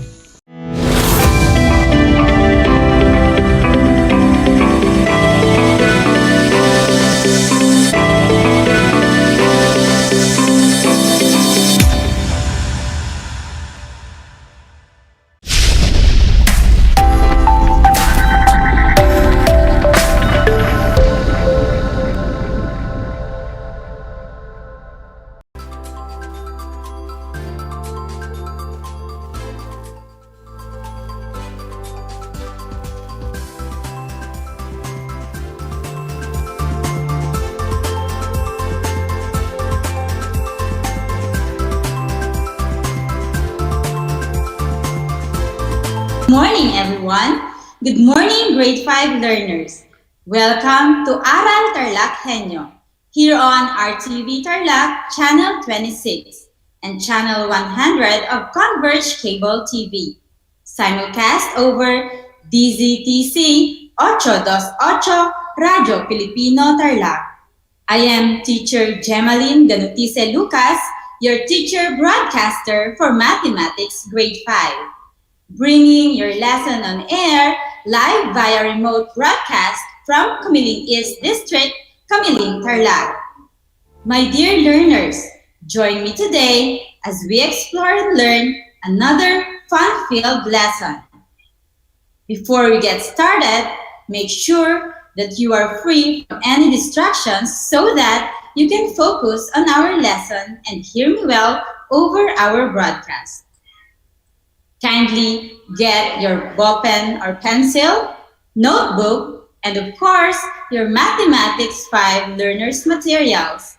Also, don't forget to bring a bottle of water beside you to be hydrated. All right, let's begin. We are now on the 5th week of the first quarter, and today we will learn about solving routine and non-routine problems involving addition and or subtraction of fractions, using appropriate problem-solving strategies and tools. Before we start our new lesson, let's check if you already mastered our previous lesson last Monday with Teacher Annie. You have learned about addition and subtraction of fraction and mixed fraction, without and with regrouping. Can you still recall? Let us have a 3-item review activity.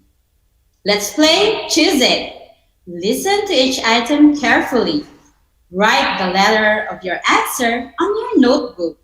If you are watching live on Facebook, you may also type in your answer in the comments section. Are you ready? Let's proceed. Number 1. Adding similar fraction is simply getting the sum of the numerator, then copy its common denominator. Is it yes or no? You have 5 seconds to answer.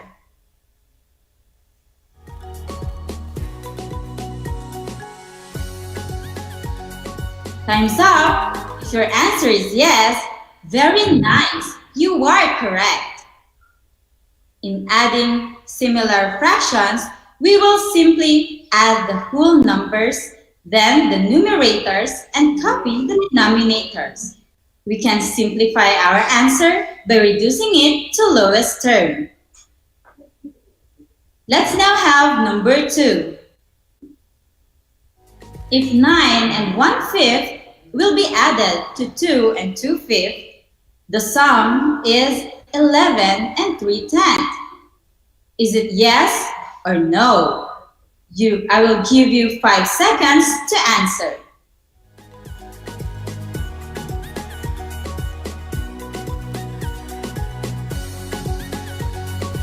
Time's up. Did you answer no? Thumbs up. Very good. That's right. Because 9 and 1/5 plus 2 and 2/5 is equal to 11 and 3/5.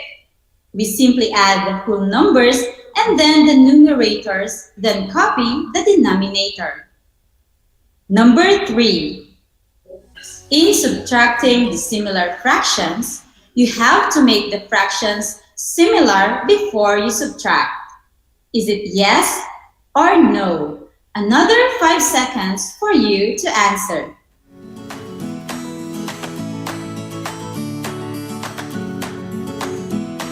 Time is over. Yes is the correct answer, children. Did you get it right? Fabulous. If we subtract dissimilar fractions, we will first change the dissimilar fractions to similar fractions by getting the least common denominator, or LCD. To those who got a perfect score, congratulations! And to those who did not, you will have more chances later.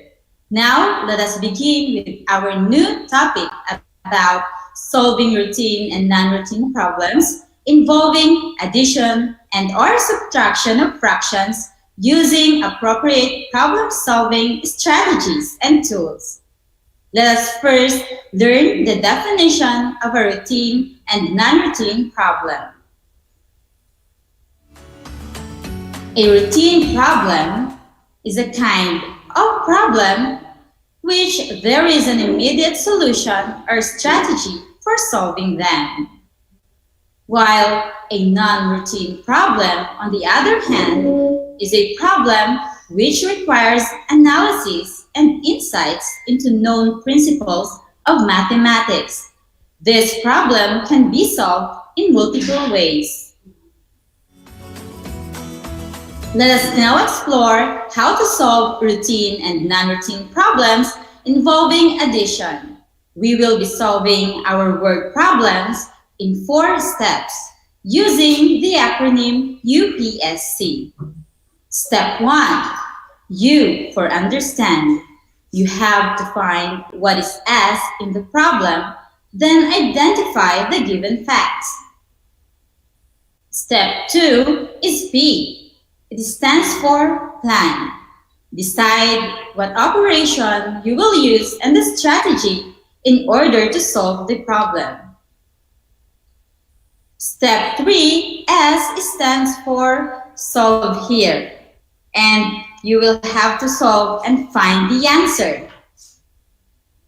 Finally, step 4, we have C, which stands for check. Here, we can determine if your answer is correct. Again, the acronym for the steps in solving word problem is UPSC. Understand, plan, solve, and check. Now, let us use these steps in answering the following word problems.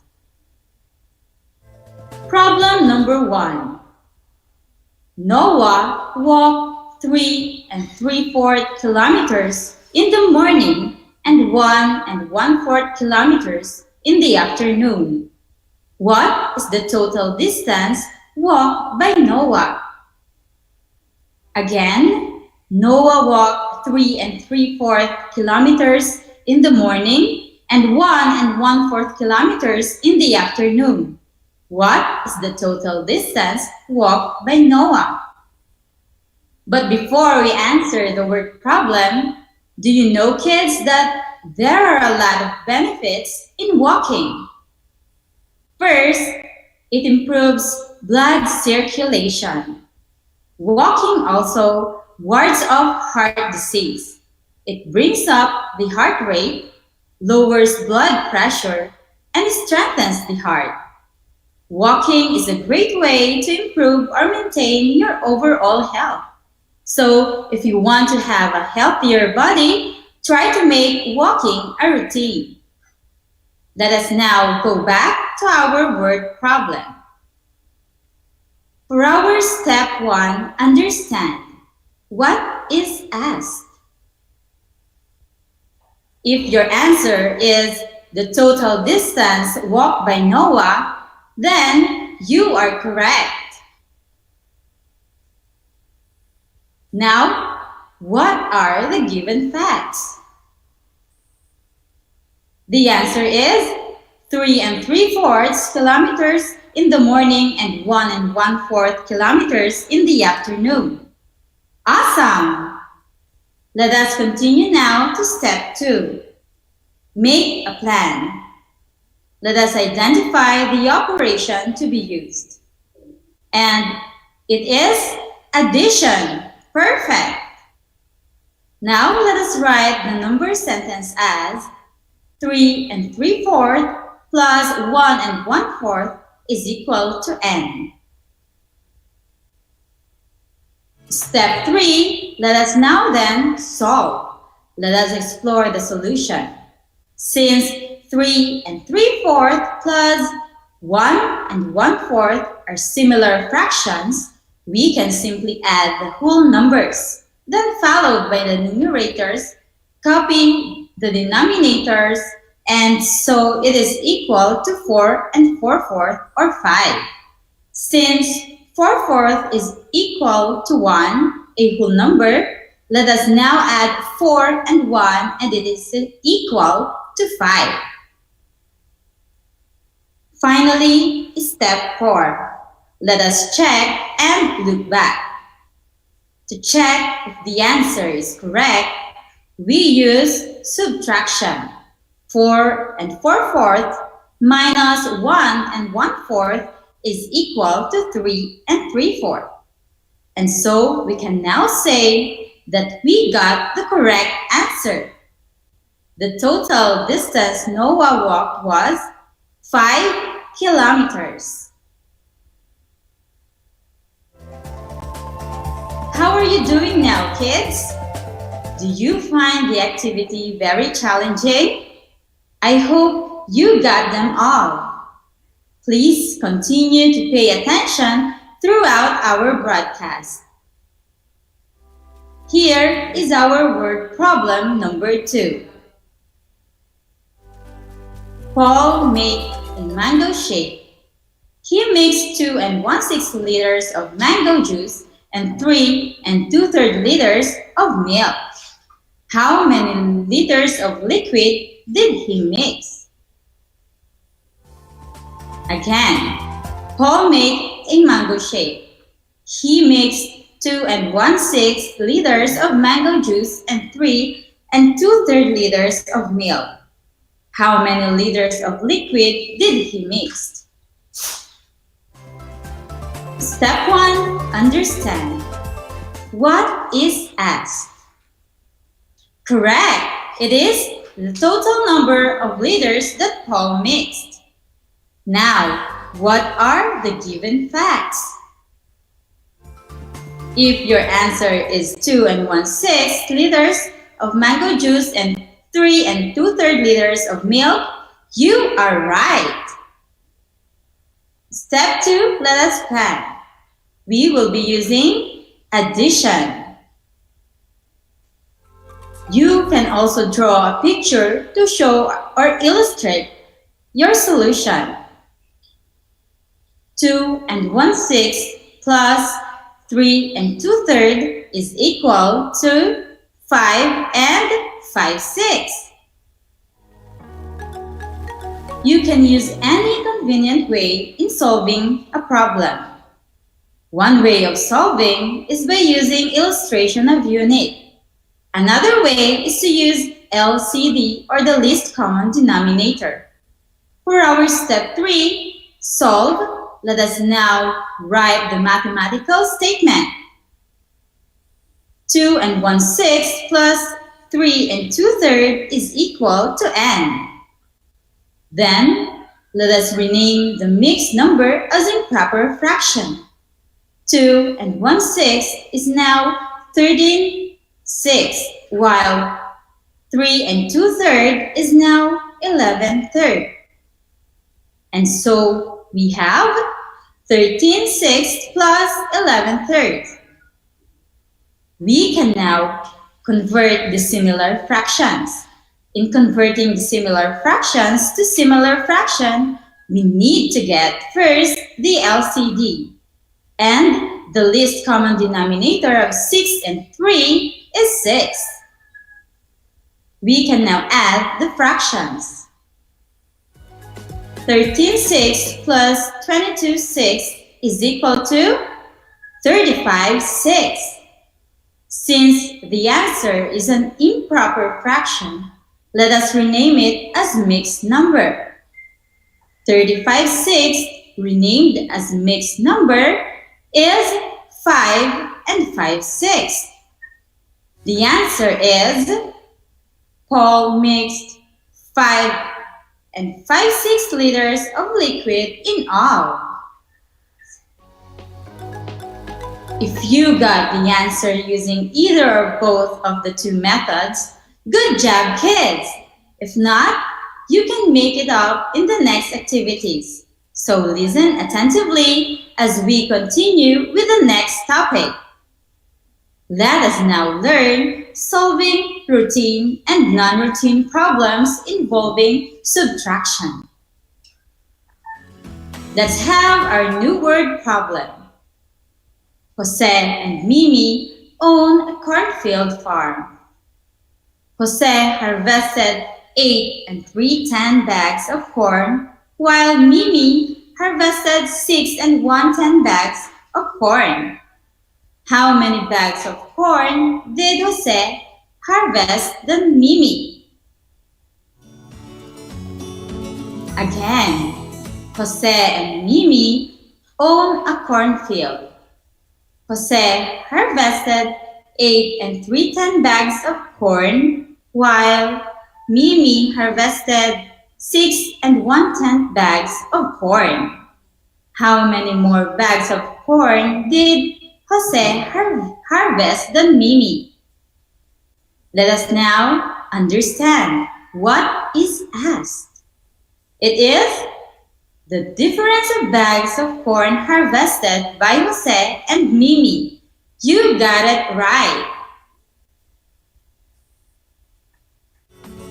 What are the given facts? Jose harvested 8 and 3/10 bags of corn. Mimi harvested 6 and 1/10 bags of corn. Step 2. Plan. How do we solve the problem? Let us identify the operation to be used. And for our problem, we will be using subtraction. We can now write the number sentence. 8 and 3/10 minus 6 and 1/10 is equal to n. Let us solve. Since we have similar mixed numbers, we will simply subtract the whole numbers. 8 minus 6 is equal to 2, followed by the subtraction of the numerators. 3 minus 1 is equal to 2. Then let us copy the denominators. 8 and 3/10 minus 6 and 1/10 is equal to 2 and 2/10, or 2 and 1/5, because 2/10 can be reduced to its simplest form, which is 1/5.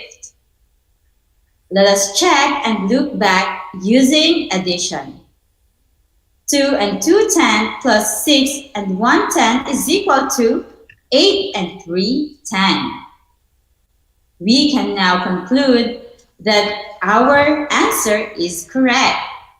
Our final answer is Jose harvested 2 and 1/5 bags of corn more than Mimi. With that, let's wrap up our lesson. In solving routine and non-routine problems involving addition and/or subtraction of fraction, what are the examples of appropriate problem-solving strategies and tools? You can use draw to illustrate your solution. You can also use any convenient way in solving the problem. Another way is to use LCD. Dear grade 5 learners, I admire you for being active participants. I am sure that you are excited to know how much you've learned in today's episode. Let's have a short quiz. You have 5 seconds for each item. Problem number 1. The pupils in Malikhain High School conducted a contest wherein they will make something out of recyclable materials. The pupils collected 1 and 2/3 kilogram of used bottles and 1 and 4/5 kilogram of old newspapers. How many kilograms of recyclable materials did the pupils collect? Again, listen carefully. The pupils in Malikhain High School conducted a contest wherein they will make something out of recyclable materials. The pupils collected 1 and 2/3 kilogram of used bottles and 1 and 4/5 kilograms of old newspapers. How many kilograms of recyclable materials did the pupils collect? Question number 1. What is asked? A. The total number of recycled bottles. B. The total weight of recyclable materials the pupils collected. You have 5 seconds to answer.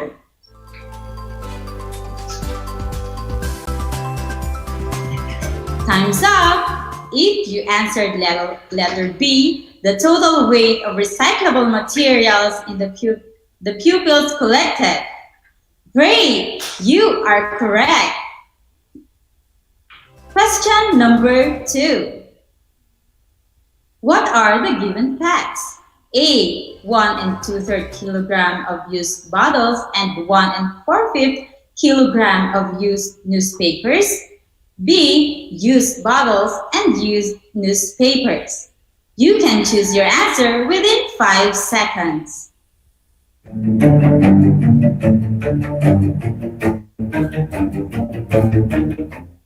Your 5 seconds has ended. If you said letter A, 1 and 2/3 kilogram of used bottles and 1 and 4/5 kilogram of used newspapers, that's the correct answer. Excellent. For number 3, what is the operation to be used in solving the problem? A. Addition. B. Subtraction. Another 5 seconds for you to answer.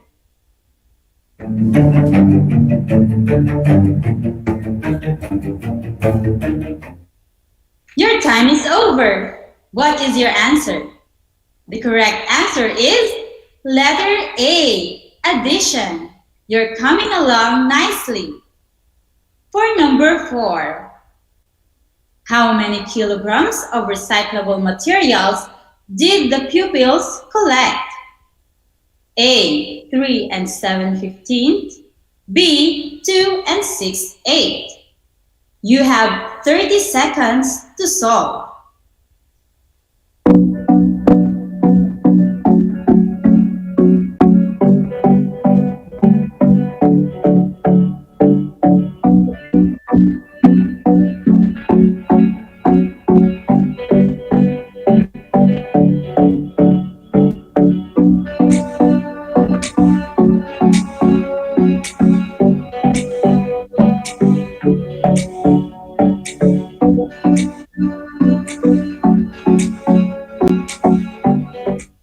Your time is over.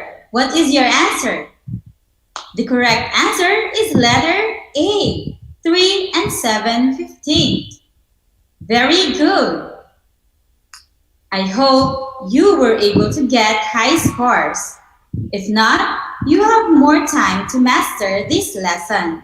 Thank you so much, my dear grade 5 learners.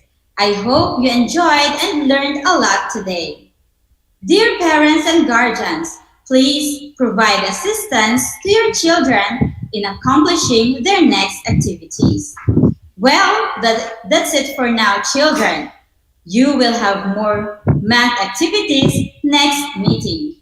Once again, I am teacher Jamaline Ganutise Lucas, your mathematics grade 5 teacher broadcaster, reminding you to stay home, keep safe, and stay healthy every day. Until next time!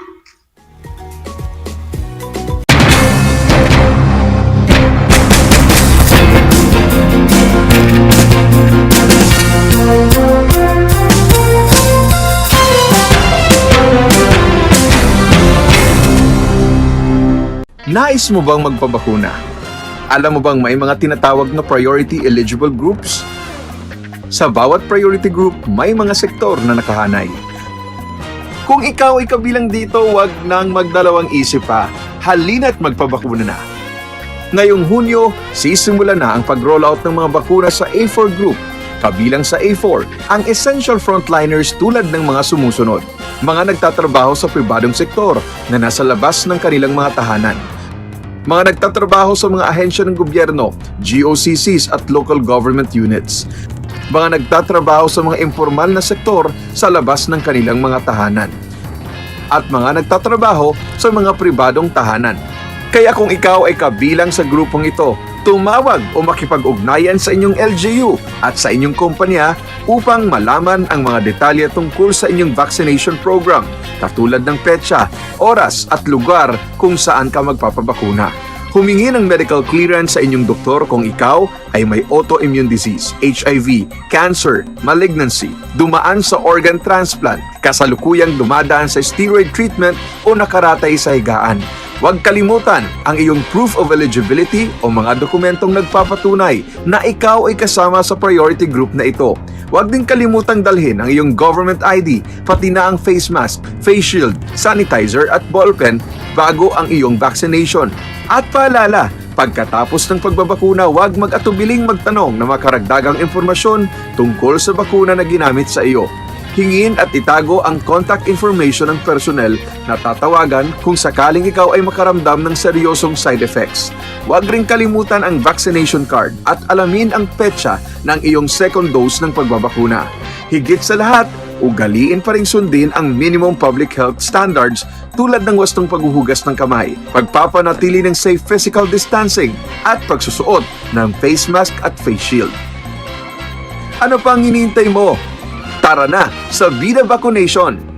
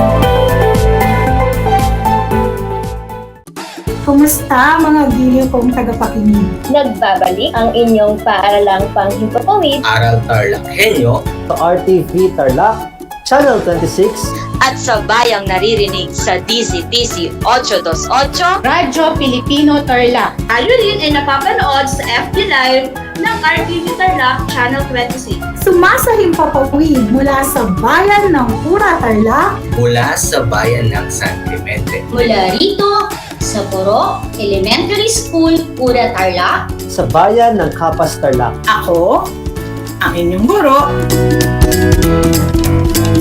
na maghahatid sa inyo ng makabuluhang pagtalakay sa ating aralin.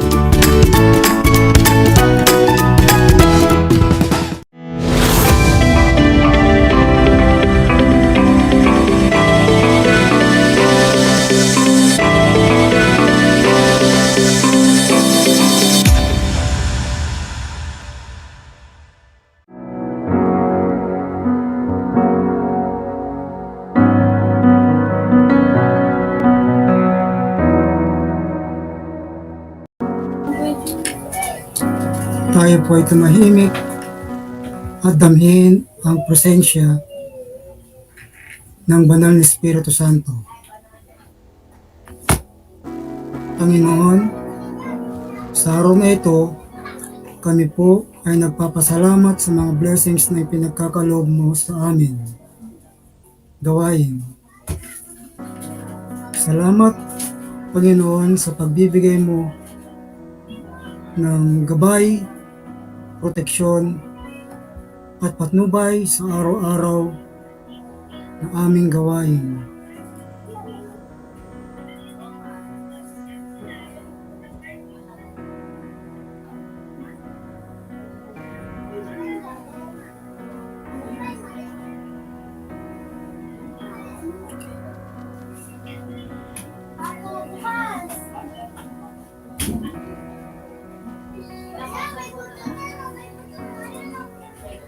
Sir, tuloy-tuloy lang po.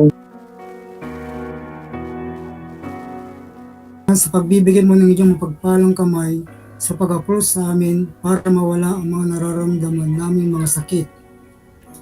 Salamat, Panginoon, sa pagbibigay mo ng wisdom sa mga namumuno sa pamahalaan para may sa katuparan nila ang mga gawain sa bawat departamento.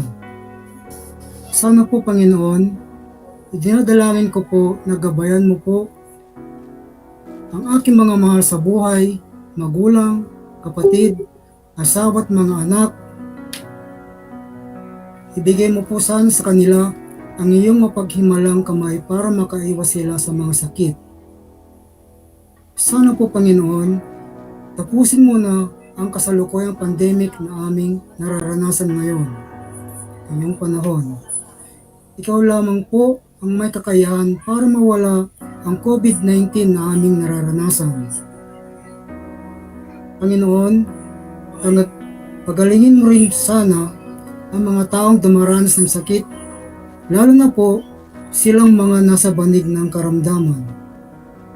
Sana, amang nasa langit, ibigay mo ang iyong mapagaling na kamay para hapusin ang anumang sakit meron ang mga kapatid po namin, lalo na po ang nasa buong mundo.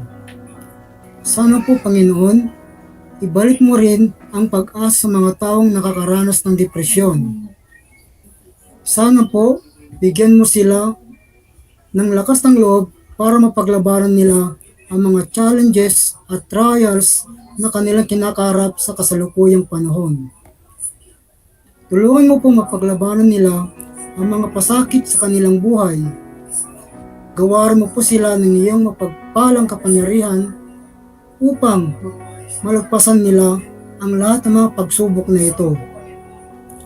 Mapag-unawang amang nasa langit, bigyan mo ng wisdom, strength at lakas ng paniniwala ang mga naglilingkod sa pamahalaan.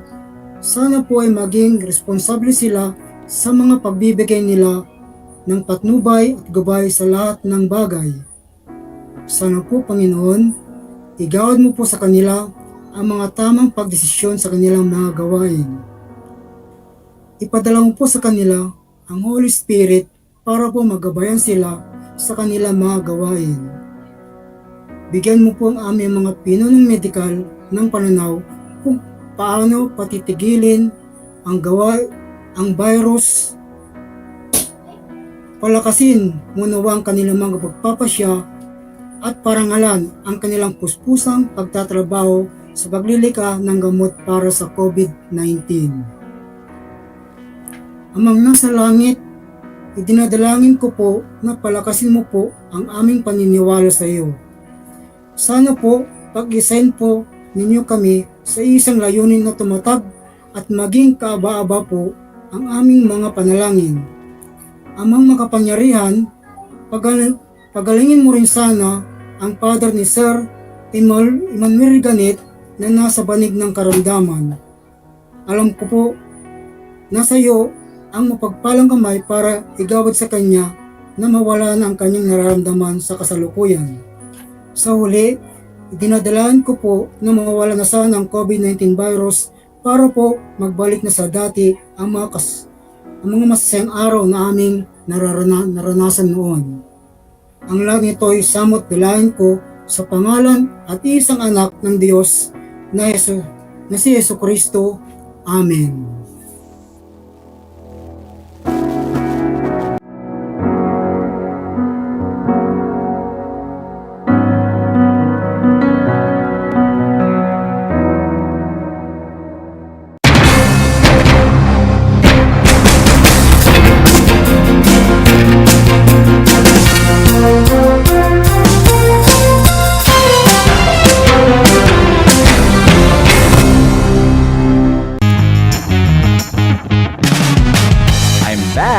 This is Sir Z, your teacher broadcaster. Magandang araw mga kapantas!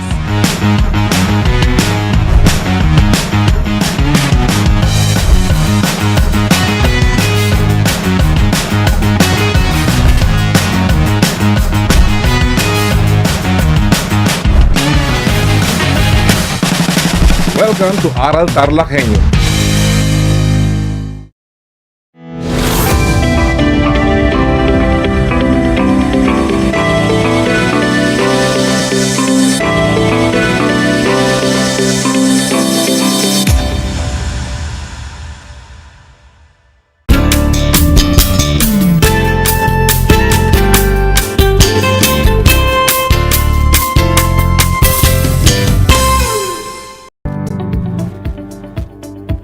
Mabuhay Tarlac at masayang araw! Kumusta na mga kabarkada sa pagkatuto na nasa ikalimang baitang? Para sa panibagong araw, panibagong kaalaman, sumasa inyo ang Aral TarlakHenyo mula sa RTV Tarlac, Channel 26, napapanood rin sa RTV Tarlac, Channel 26 Facebook page, Converge Cable Channel 100, at sa bayang naririnig sa DZTC 828 Radyo Pilipino Tarlac. Nasasabi akong maghatid sa inyo ng aralin sa Filipino. Ako ang inyong lingkod, Teacher Aljane E. Pangilinan o tawagin ako bilang Teacher Jane na sumasahimpapawid sa inyo mula sa Silangang Distrito ng Capas, Paaralang Elementarya ng Capas Gabaldon. Tara mga bata, at samahan ninyo ako sa 25 minutong paglalakbay aral sa asignaturang Filipino. Bago tayo magsimula sa ating aralin ngayon, may mga ilan lamang akong paalala sa mga magulang at mag-aaral na nakikinig at nanonood lalo na sa ating FB Live. Mangyari lamang na gabayan ang inyong mga anak sa pagsagot sa ating comment section.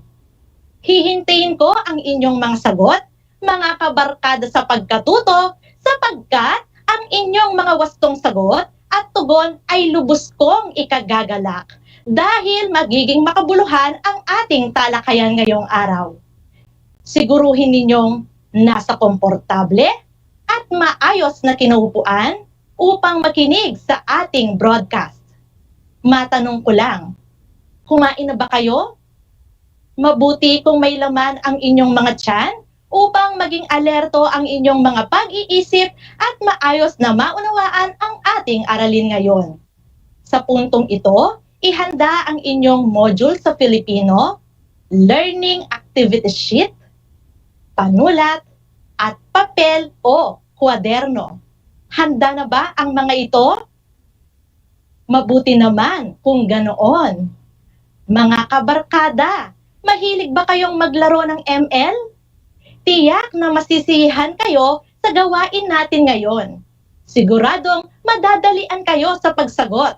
Ang babasahin kong dialogo ay tungkol sa magpinsan at sa kinahuhumalingan nilang laro.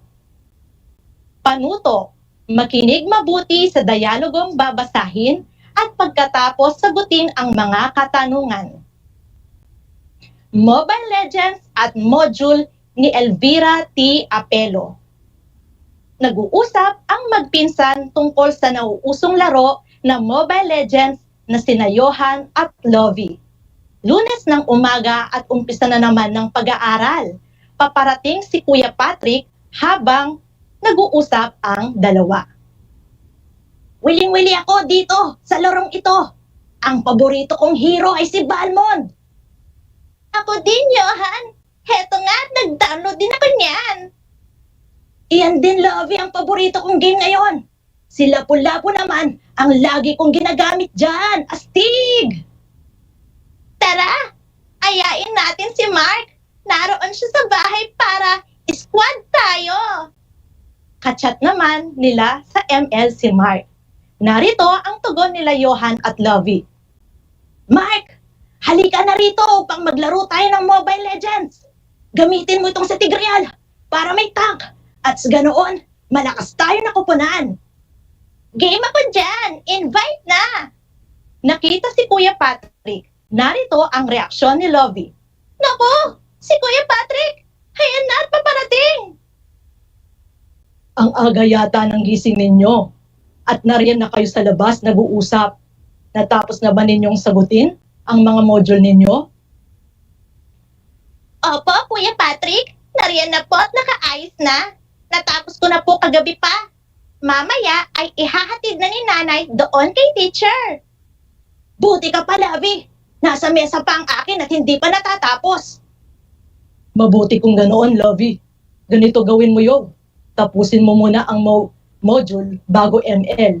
Pero gusto ko, naka-oras at tamang gamit ng gadget nang sa gayon, matapos mo sa takdang oras ang module mo. Ayos ba? Opo, Kuya. Pasensya na po. Hindi na mauulit. Tatapusin ko muna ang pagsagot sa module bago ML. At dyan nagtatapos ang pag-uusap ng magpinsan. Nakinig ba kayong mabuti, mga bata? Hihintayin ko ang inyong sagot sa ating comment section sa FB Live.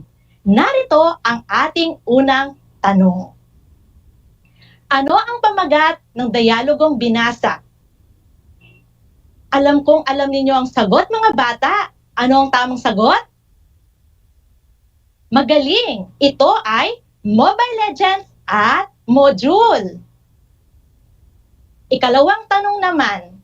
Tingnan nga natin kung nakinig kayo ng mabuti. Sino-sino ang mga tauhan na nag-uusap sa dialogo?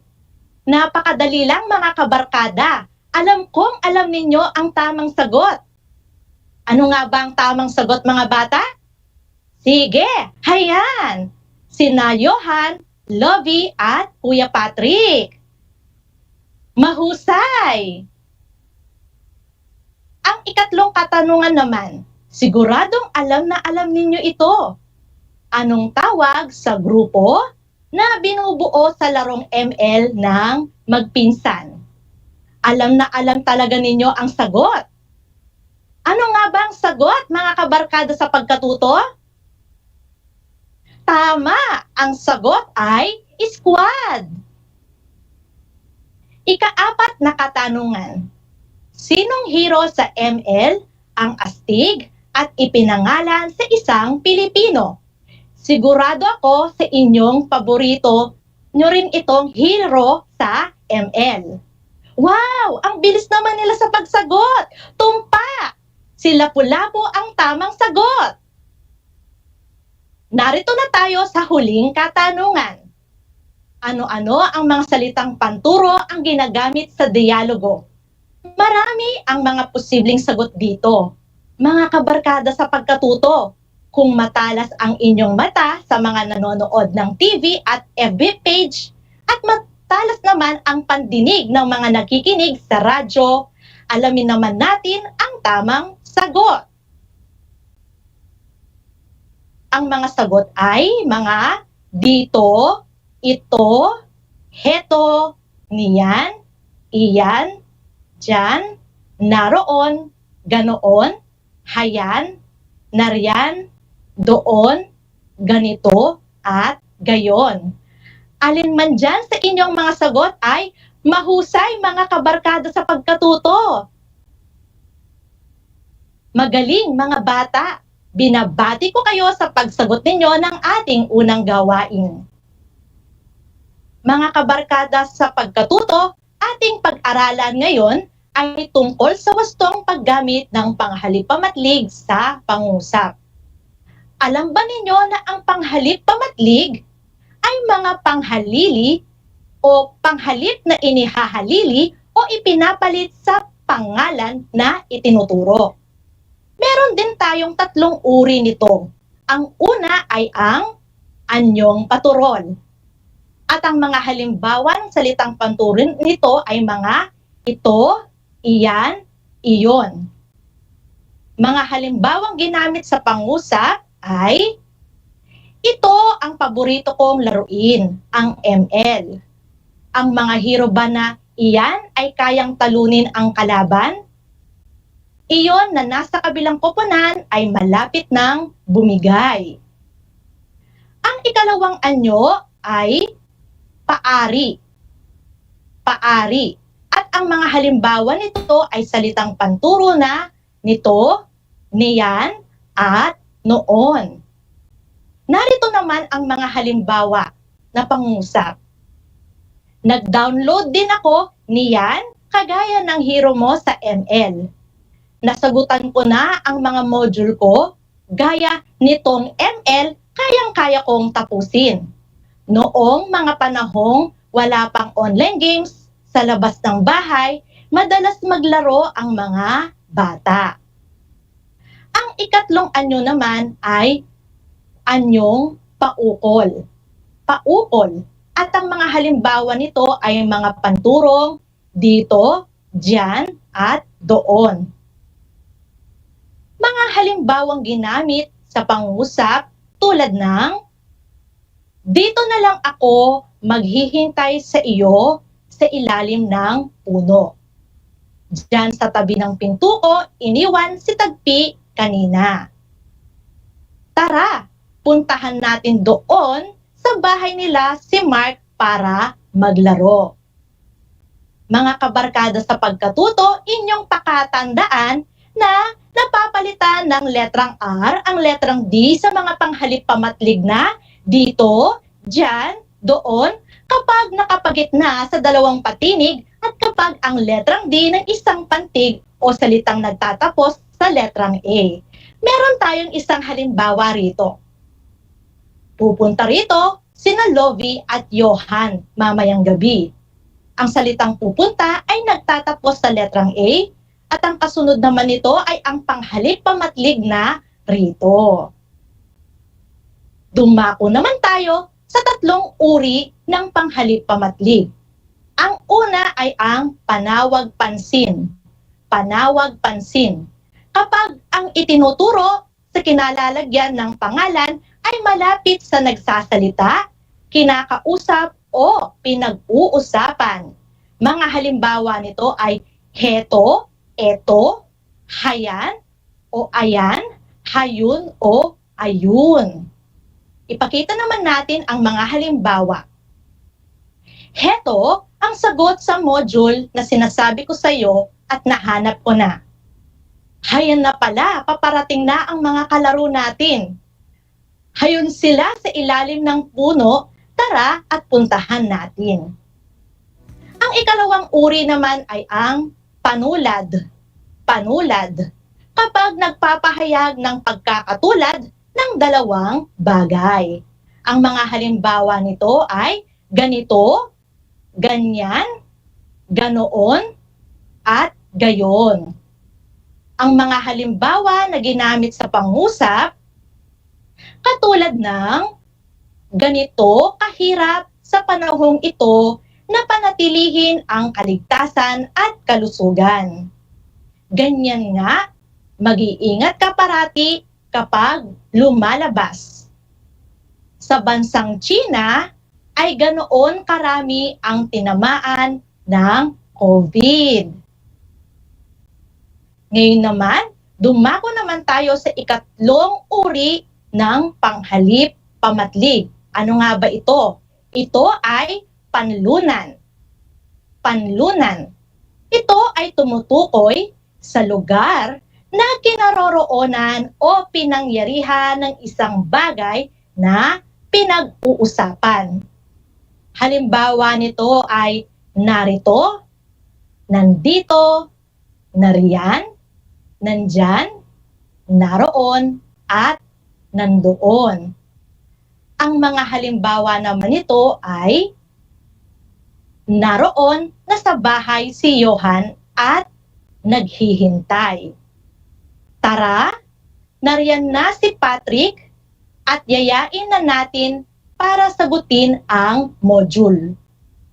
Nandito na pala ang mga hinihintay nating kasangga sa laro.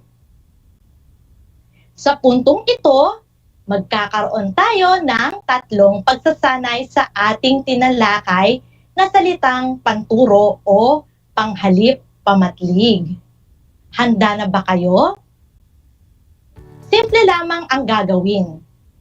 Para sa unang pagsasanay, narito ang panuto. Piliin ang panghalip pamatlig na naaangkop sa pangungusap. Sa unang bilang, dito, dyan, doon, sa aming probinsya ng Tarlac ay nagkakaisa sa pagdarasal tuwing alas 12 ng tanghali. Dito, dyan, o doon. Ano ang inyong sagot, mga kabarkada sa pagkatuto? Magaling! Ang tamang sagot ay dito. Ikalawang katanungan. Ang papel na hawak mo ay nakapanghihinayang itapon. Mas mabuting iresiklo mo na lang ito, iyan, o iyon. Ito, iyan, o iyon. Ano ang inyong sagot, mga bata? Mahusay! Ang sagot ay iyan. Ikatlong bilang, ang proyekto namin sa agham ay katulad din nitong, niyang, niyong, ginawa mo na pagre-resiklo. Nitong, niyang, niyong. Ano ang tamang sagot?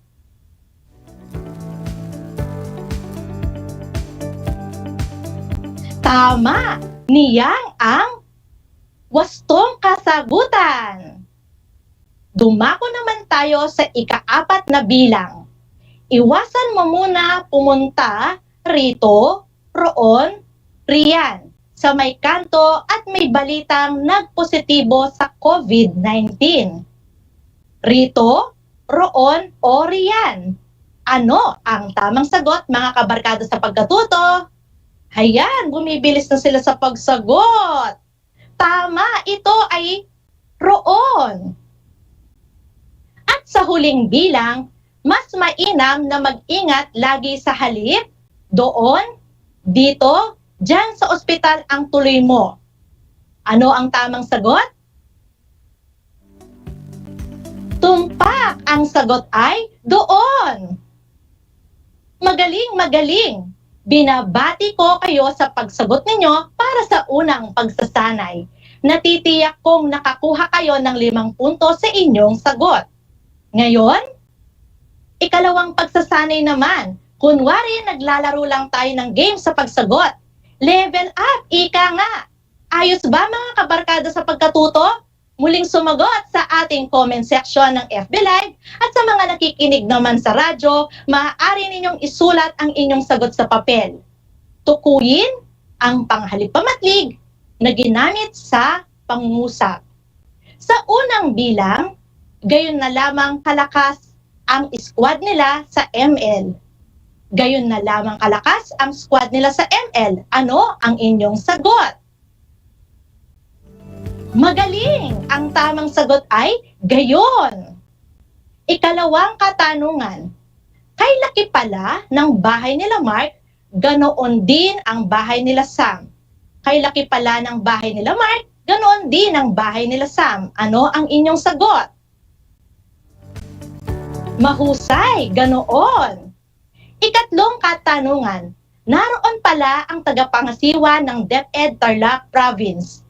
Naroon pala ang tagapangasiwa ng DEPED Tarlac Province. Ano ang inyong sagot? Tumpak ang inyong sagot. Naroon. At sa ikaapat na bilang, heto ang plano natin. Para agad matapos ang module, makinig tayo sa RTV 26. Heto ang plano natin para agad matapos ang module, makinig tayo sa RTV 26. Ano ang inyong sagot? Tama ang inyong sagot. Heto. At sa panghuling bilang, hayan na't paparating na si Kuya Patrick. Hayan na't paparating na si Kuya Patrick. Ano ang inyong sagot? Magaling! Mahusay mga bata, binabati ko kayo sa inyong pagsagot. Alam kong muli kayong nakakuha ng 5 puntos. Palakpakan naman ninyo ang inyong sarili. At para sa inyong mas pinahasa sa paggamit at pagkilala ng panghalip pamatlig, narito ang inyong huling pagsasanay. Makinig kayong mabuti, panuto, pakinggang mabuti ang tula na babasahin, tukuyin ang mga panghalip pamatlig na ginamit at pagkatapos ay kilalanin ang anyo o uri nito. Lupigin COVID-19 ni Elvira T. Apelo. Ito ang nararapat gawin sa panahon ng pandemya. Ang pag-iingat sa sarili, pati na rin sa kalusugan. Iyan na paglabas-labas, kung hindi rin lang kailangan, diyan ka muna sa loob ng bahay. Nang sa gayon, kaligtasan mo ay makamtan. Hayon, hayan, ay, heto na pala, hindi natin nakikita. Diyan na pala siya. Naku, mag-iingat. Ganyan at hindi natin alam. Nariyan, nakamasid, nagmamatsyag, naghihintay na sa ating katawan na ito ay sumalakay. Kaya ating katawan, huwag aabusuhin ang paglabas-labas kung hindi iyan aalisin. Pagsunod sa nararapat ay gayon na lamang ugaliin. Noon sa panahong inaasam natin ay malayang gawin, makakamit natin kung lulupigin ang COVID-19. Nagustuhan nyo ba ang tula mga kabarkada sa pagkatuto? Ating balikan ang unang sakdong at ating wastuhin. Kung ang sagot ninyo ay ito, ano namang anyo ng panghalip pamatlig ang ito? Mahusay, ito ay isang paturol. Ikalawa, sigurado ko sinulat nyo rin ang iyan. Anong anyo ito na panghalip pamatlig? Magaling, ito ay paturol. Ang ikatlo ay dyan. Ano namang anyo ng panghalip pamatlig? Tama, ito ay dyan. O paukol ang dyan.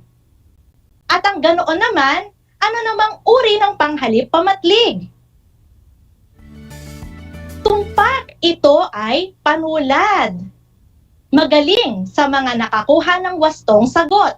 Talagang kayo'y nakinig ng mabuti. Dumako naman tayo sa ikalawang sakno. Alam ko sinulat nyo rin ito, hayun, hayan, ay, heto pala. Hayun, hayan, heto. Anong uri ito ng panghalip pamatlig? Ang hayun, hayan at heto. Magaling, ito ay isang panawag pansin. Ang ikalawa naman ay dyan. Anong anyo ito ng paukol? Mahusay, ito ay isang paukol. Ang ikatlo naman ang nariyan. Ano namang uri ito ng panghalip pamatlig? Tama, ito ay panlunan. At ang ito, ano namang anyo ng panghalipamatlig? Tumpak, ito ay paturol.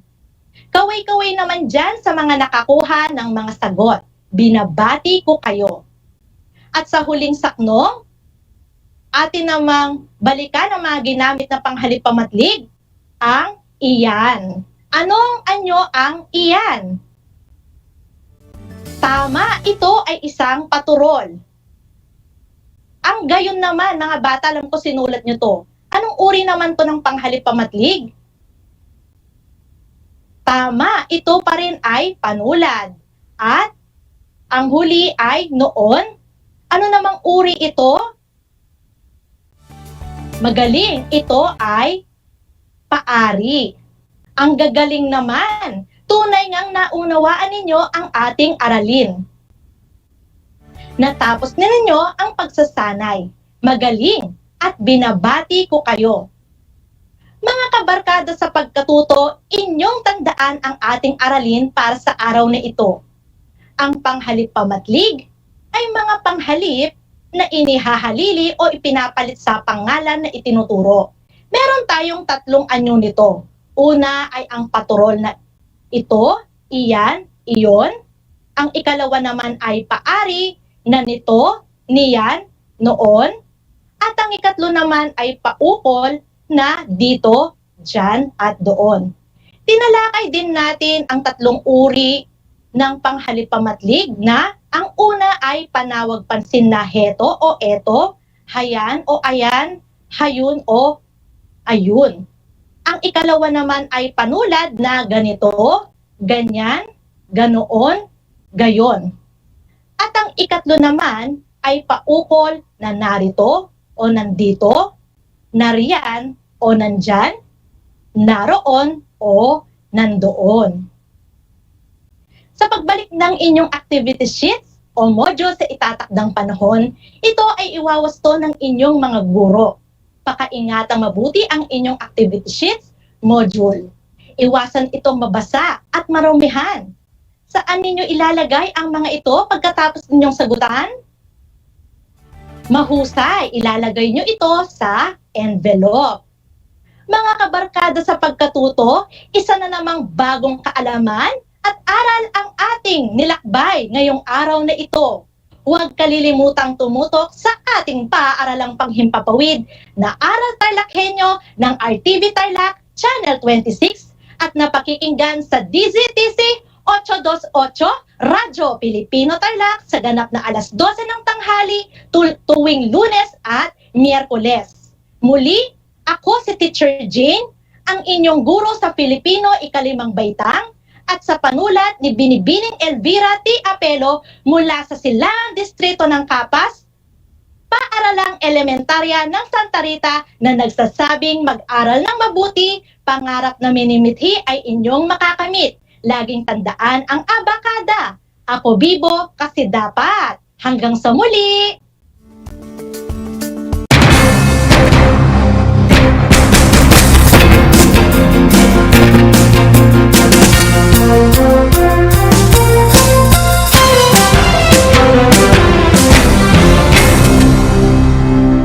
Ang Tagalog ay ang wika ng mga taga Quezon, Batangas, Bulacan at ng iba pang katutubong nagsasalita nito. Ang Filipino ay ang pambansang wika batay sa tinadhana ng 1987 Constitution.